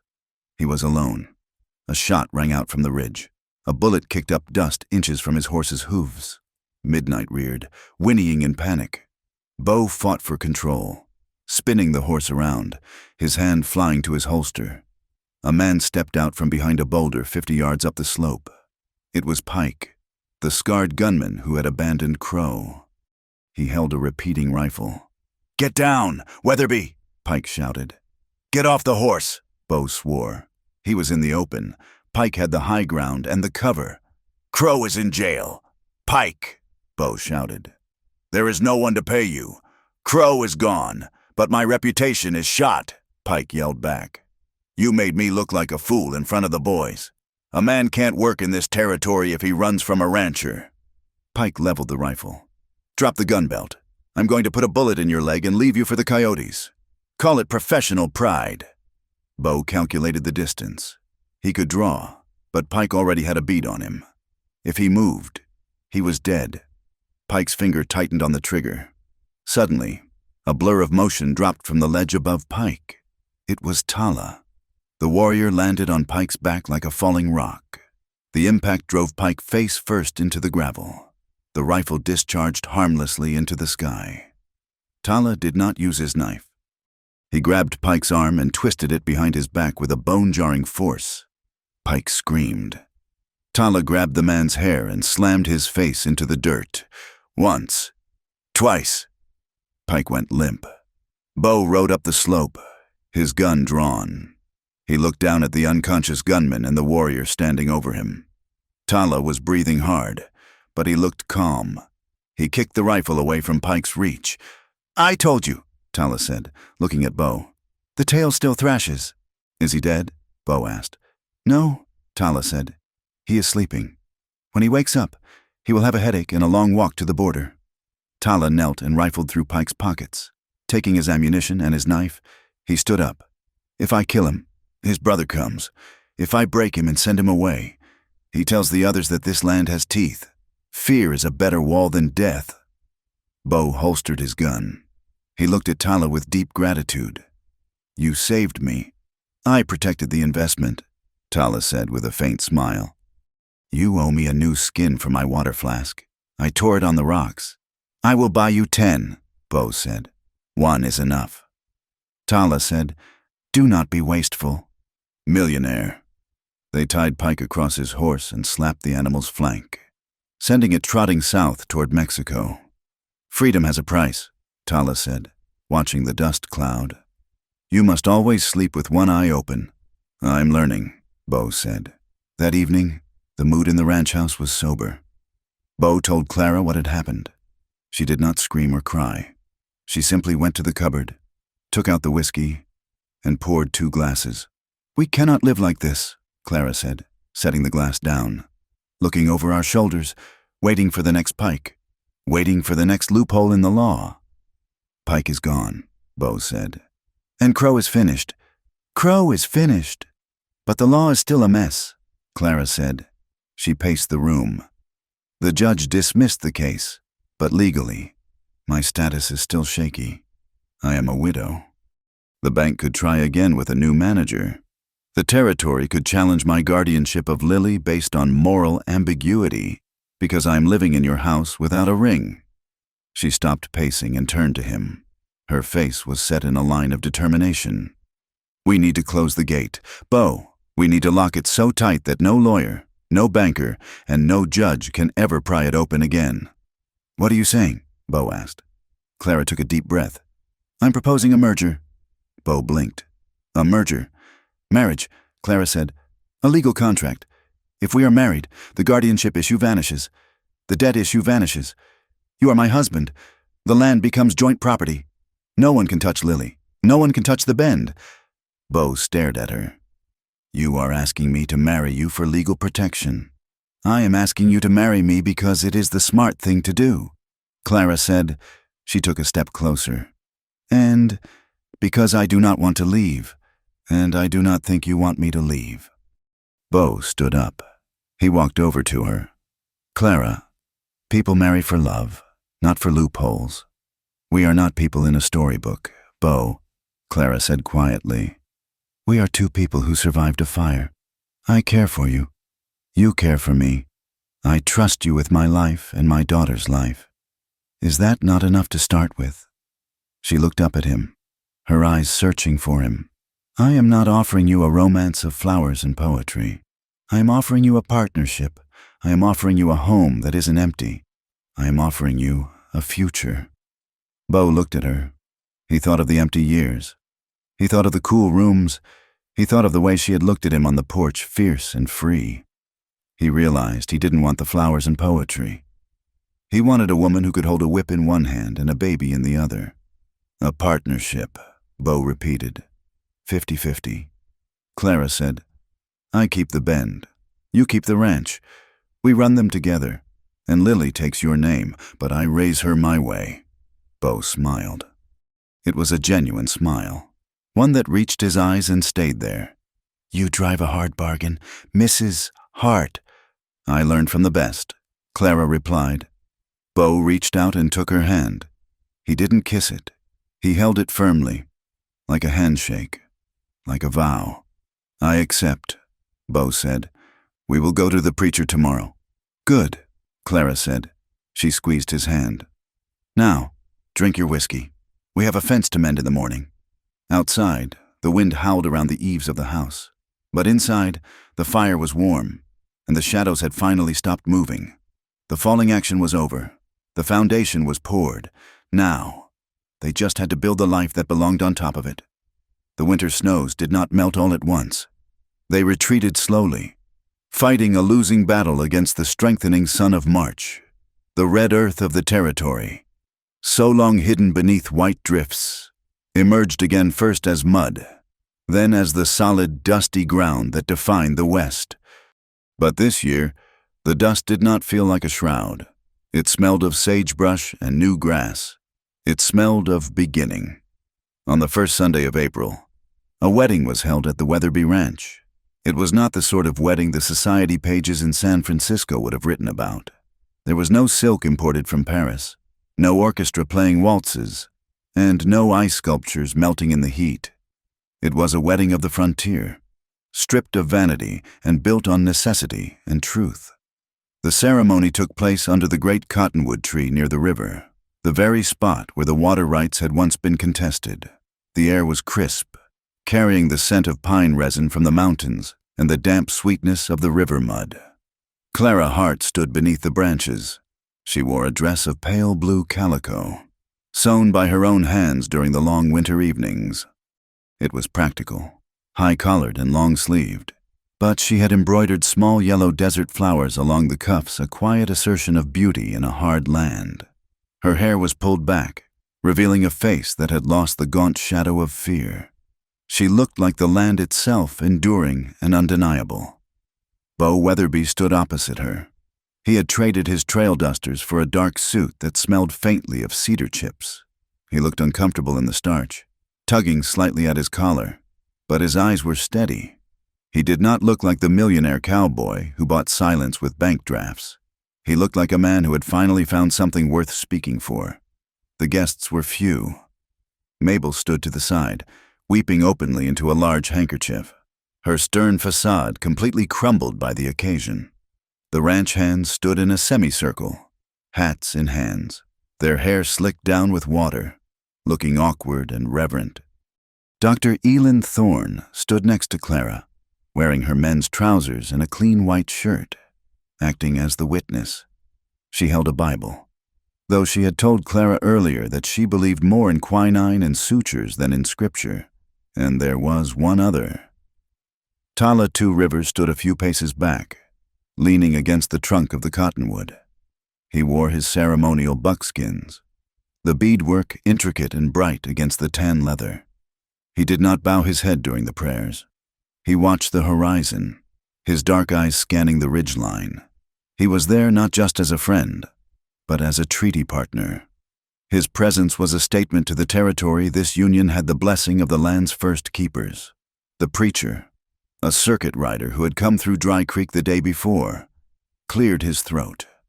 "We are gathered here," the preacher began, his voice competing with the rustle of the leaves, "to join this man and this woman in holy matrimony, to bind two lives into one path." He looked at Bo. "Do you, Beauregard Weatherby, take this woman to be your wife, to protect and to cherish?" Bo looked at Clara. He thought of the auction block. He thought of the fire in the granary. He thought of the empty nursery. "I do," Bo said. His voice was not loud, but it had the weight of a stone dropping into a deep well. "I take her as my partner. I offer her my strength, not my shadow." The preacher looked at Clara. "And do you, Clara Hart, take this man?" Clara looked at Bo.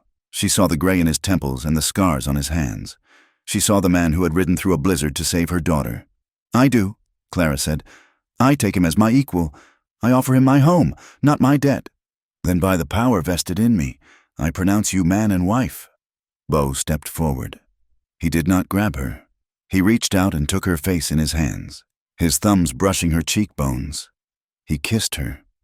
It was a kiss of promise, deep and solid, sealing a contract that was written in blood and survival long before it was written on paper. The ranch hands cheered, a raucous sound that startled a flock of crows from the riverbank. Mabel sobbed louder. As the couple broke apart, Tala stepped forward. The cheering died down out of respect and curiosity. The warrior approached Beau and Clara. He held something in his hand. It was not gold or silver. It was a braided cord of leather, interwoven with a single, pristine hawk feather and a strip of red trade cloth. "In the tradition of my people," Tala said, his voice carrying clearly, "when two fires become one, they must be guarded. The hawk sees the danger before it arrives. The red cloth binds the promise." He tied the cord around the joined hands of Beau and Clara. It was a loose knot, symbolizing that they were bound by choice, not by force. "This is not magic," Tala said, looking at the ranch hands who were watching with wide eyes. "It is an honor. As long as this knot holds, the Two Rivers Band considers this house a house of brothers. Your enemies are our enemies. Your water is our water." "Thank you." "Tala," Beau said, his voice thick with emotion. "We accept the honor. Do not lose the feather," Tala advised dryly. "It is hard to find a good hawk these days." The tension broke. Laughter rippled through the group. Suddenly, a small squeal erupted from the blanket where Mabel had been trying to contain Lily. The toddler, now over a year old and walking with the drunken determination of the very young, broke free. She wobbled across the grass, her white dress fluttering. "Dada!" she shrieked. The word hung in the air. It was the first time she had said it. Clara froze. She looked at Beau, terrified that the word would reopen the wound of his lost son. Beau looked down. Lily collided with his leg, wrapping her small arms around the knee of his dark trousers. She looked up at him, grinning with two new bottom teeth. Beau Weatherby did not flinch. He did not pull away. He bent down, his movements fluid, and scooped the child up into the air. He held her high, looking into her face. "Dada," Lily repeated, patting his cheek. And then it happened. The sound that the ranch had not heard in 10 years. Beau laughed. It was not a polite chuckle. It was a deep, resonant laugh that started in his belly and shook his shoulders. It was the sound of a dam breaking, of winter ice cracking and flowing away. He pulled Lily close and hugged her, burying his face in her soft hair. "Yes," Beau whispered, his voice shaking. "I am here. I am here." Clara watched them, tears finally spilling over her own cheeks. The ghost of the nursery was gone. The house was no longer a tomb. The celebration that followed was simple. A roasted steer, barrels of cider, and a fiddle played by one of the hands. But while the guests ate, Beau and Clara retreated to the study in the main house for a moment of business. The lawyer from Santa Fe, a man far more honest than Crow's associates, had prepared the documents. "As discussed," the lawyer said, spreading the papers on the desk. "The marriage license is signed. This is the secondary deed of trust." Beau picked up the pen. "Read it again, just so we are clear." "It states," the lawyer read, adjusting his spectacles, "that the property known as Cottonwood Bend is incorporated into the Weatherby Holdings, but the title remains jointly held. Furthermore, Mrs. Clara Weatherby retains 50% executive control over all ranch operations, cattle sales, and water management. Her signature is required on any loan or sale of land." Beau looked at Clara. Satisfied, Clara ran her finger over the paper. It was ironclad. She was not a dependent. She was the owner. "Satisfied," she said. She signed her name, Clara Hart Weatherby. The ink flowed smoothly. "There is one more thing," Beau said to the lawyer. "The fund." "Ah, yes." The lawyer pulled out another folder. "The Widow's Relief Trust." Clara looked at Bo, surprised. "What is this? I sold 500 head of cattle last week." Bo said quietly, "To the army. The money is not going into the ranch account." He looked out the window, where the wedding party was still celebrating. "I stood by for too long. Clara, I sat in this house while men like Crow preyed on women like you. I cannot bring Thomas back. I cannot bring back the years of struggle for others. But I can stop it from happening again." He tapped the folder. "This fund will provide legal aid and emergency loans to widows in the territory. Interest-free. If a woman loses her husband, she will not lose her home. Not while I have cattle to sell." Clara stared at him. She saw the magnitude of what he was doing. He was not just being charitable. He was dismantling the very system that had almost destroyed her. He was using his power to break the wheel of debt. "You are a good man, Bo Weatherby," she whispered. "I am a man who learned the hard way." Bo replied, "Sign it. It needs 2 trustees." Clara signed. Outside, the sun was beginning to dip toward the western mountains, painting the sky in strokes of violent orange and bruised purple. Tala met them on the porch. He was preparing to leave. "The trail is open," Tala said. "My people moved the first herd of goats through the North Pass this morning. Your men did not shoot. My men did not steal." "A boring day." Bo smiled. "Boring is good." Tala said, "Boring keeps the young men alive." He pointed toward the river. "The town is changing. Weatherby, I rode past the church on my way here. And the platform," Tala said. "The wood from the auction block. They took it down." In the town square of Dry Creek, the scene was indeed changing. The carpenters had dismantled the shameful structure where Clara had stood, but they did not burn the wood. Lumber was too scarce in the desert to waste. Instead, under the direction of Mr. Abernathy, they had sawed the planks and sanded them down. They had built a long, sturdy bench. They placed it in front of the new medical clinic that Dr. Thorne was establishing in an abandoned storefront. It was a place for the sick to rest while they waited, a place for old men to sit in the shade and tell stories. The wood that had once elevated a woman to sell her dignity now supported the weary. It had been transformed from a tool of commerce into a tool of community. "They made it a bench," Tala said. "A place to sit." "It is a start," Clara said. "The West is hard," Tala observed, swinging onto his horse. "The rock does not care if we live or die. The rattlesnake does not care. Only we care. If we stop caring, we become the rock and the snake." He raised his hand in a salute. "I will see you at the first snow. Neighbors, ride safe. 2 rivers." Bo called out. The party wound down. The ranch hands drifted back to the bunkhouse. Dr. Thorne rode back to town to tend to a fever case, her saddlebags full of wedding cake. The house was quiet. Clara and Bo stood on the wide front porch. The evening star was bright and sharp in the twilight. Lily was asleep in Bo's arms, her head resting heavily on his shoulder. Clara looked out over the darkened land. She saw the shape of the barn, the silhouette of the cottonwoods, and the faint silver line of the river. "Do you think it will last?" Clara asked. "The peace happiness?" "No," Bo answered honestly. "The drought will come. The market will crash. The winter will be hard. That is the life we chose." He shifted Lily to his other arm so he could reach out and take Clara's hand. His grip was warm and rough. "Peace does not mean a life without trouble. Clara, it means we have the strength to handle the trouble when it comes. It means we do not have to handle it alone." Clara squeezed his hand. She thought of the long road that had brought her here, the broken wagon, the foreclosure notice, the auction block, the fire. She had lost everything, and yet she had gained a world. She realized that freedom wasn't about having no master. It was about choosing who you stood beside. It was about looking at the town that had scorned her and refusing to look away until they blinked. "We will be ready," Clara said. Bo looked down at the sleeping child, then at his wife, then out toward the horizon where Tala had disappeared. 3 different paths, the cowboy. The widow. The warrior had converged here, on this patch of earth. Yes, Bo said, looking at the future stretching out before them like the endless plains. We will be ready.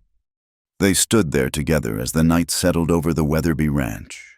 A man who had found his heart, a woman who had found her power, and a child who would grow up knowing that dignity was not something you bought.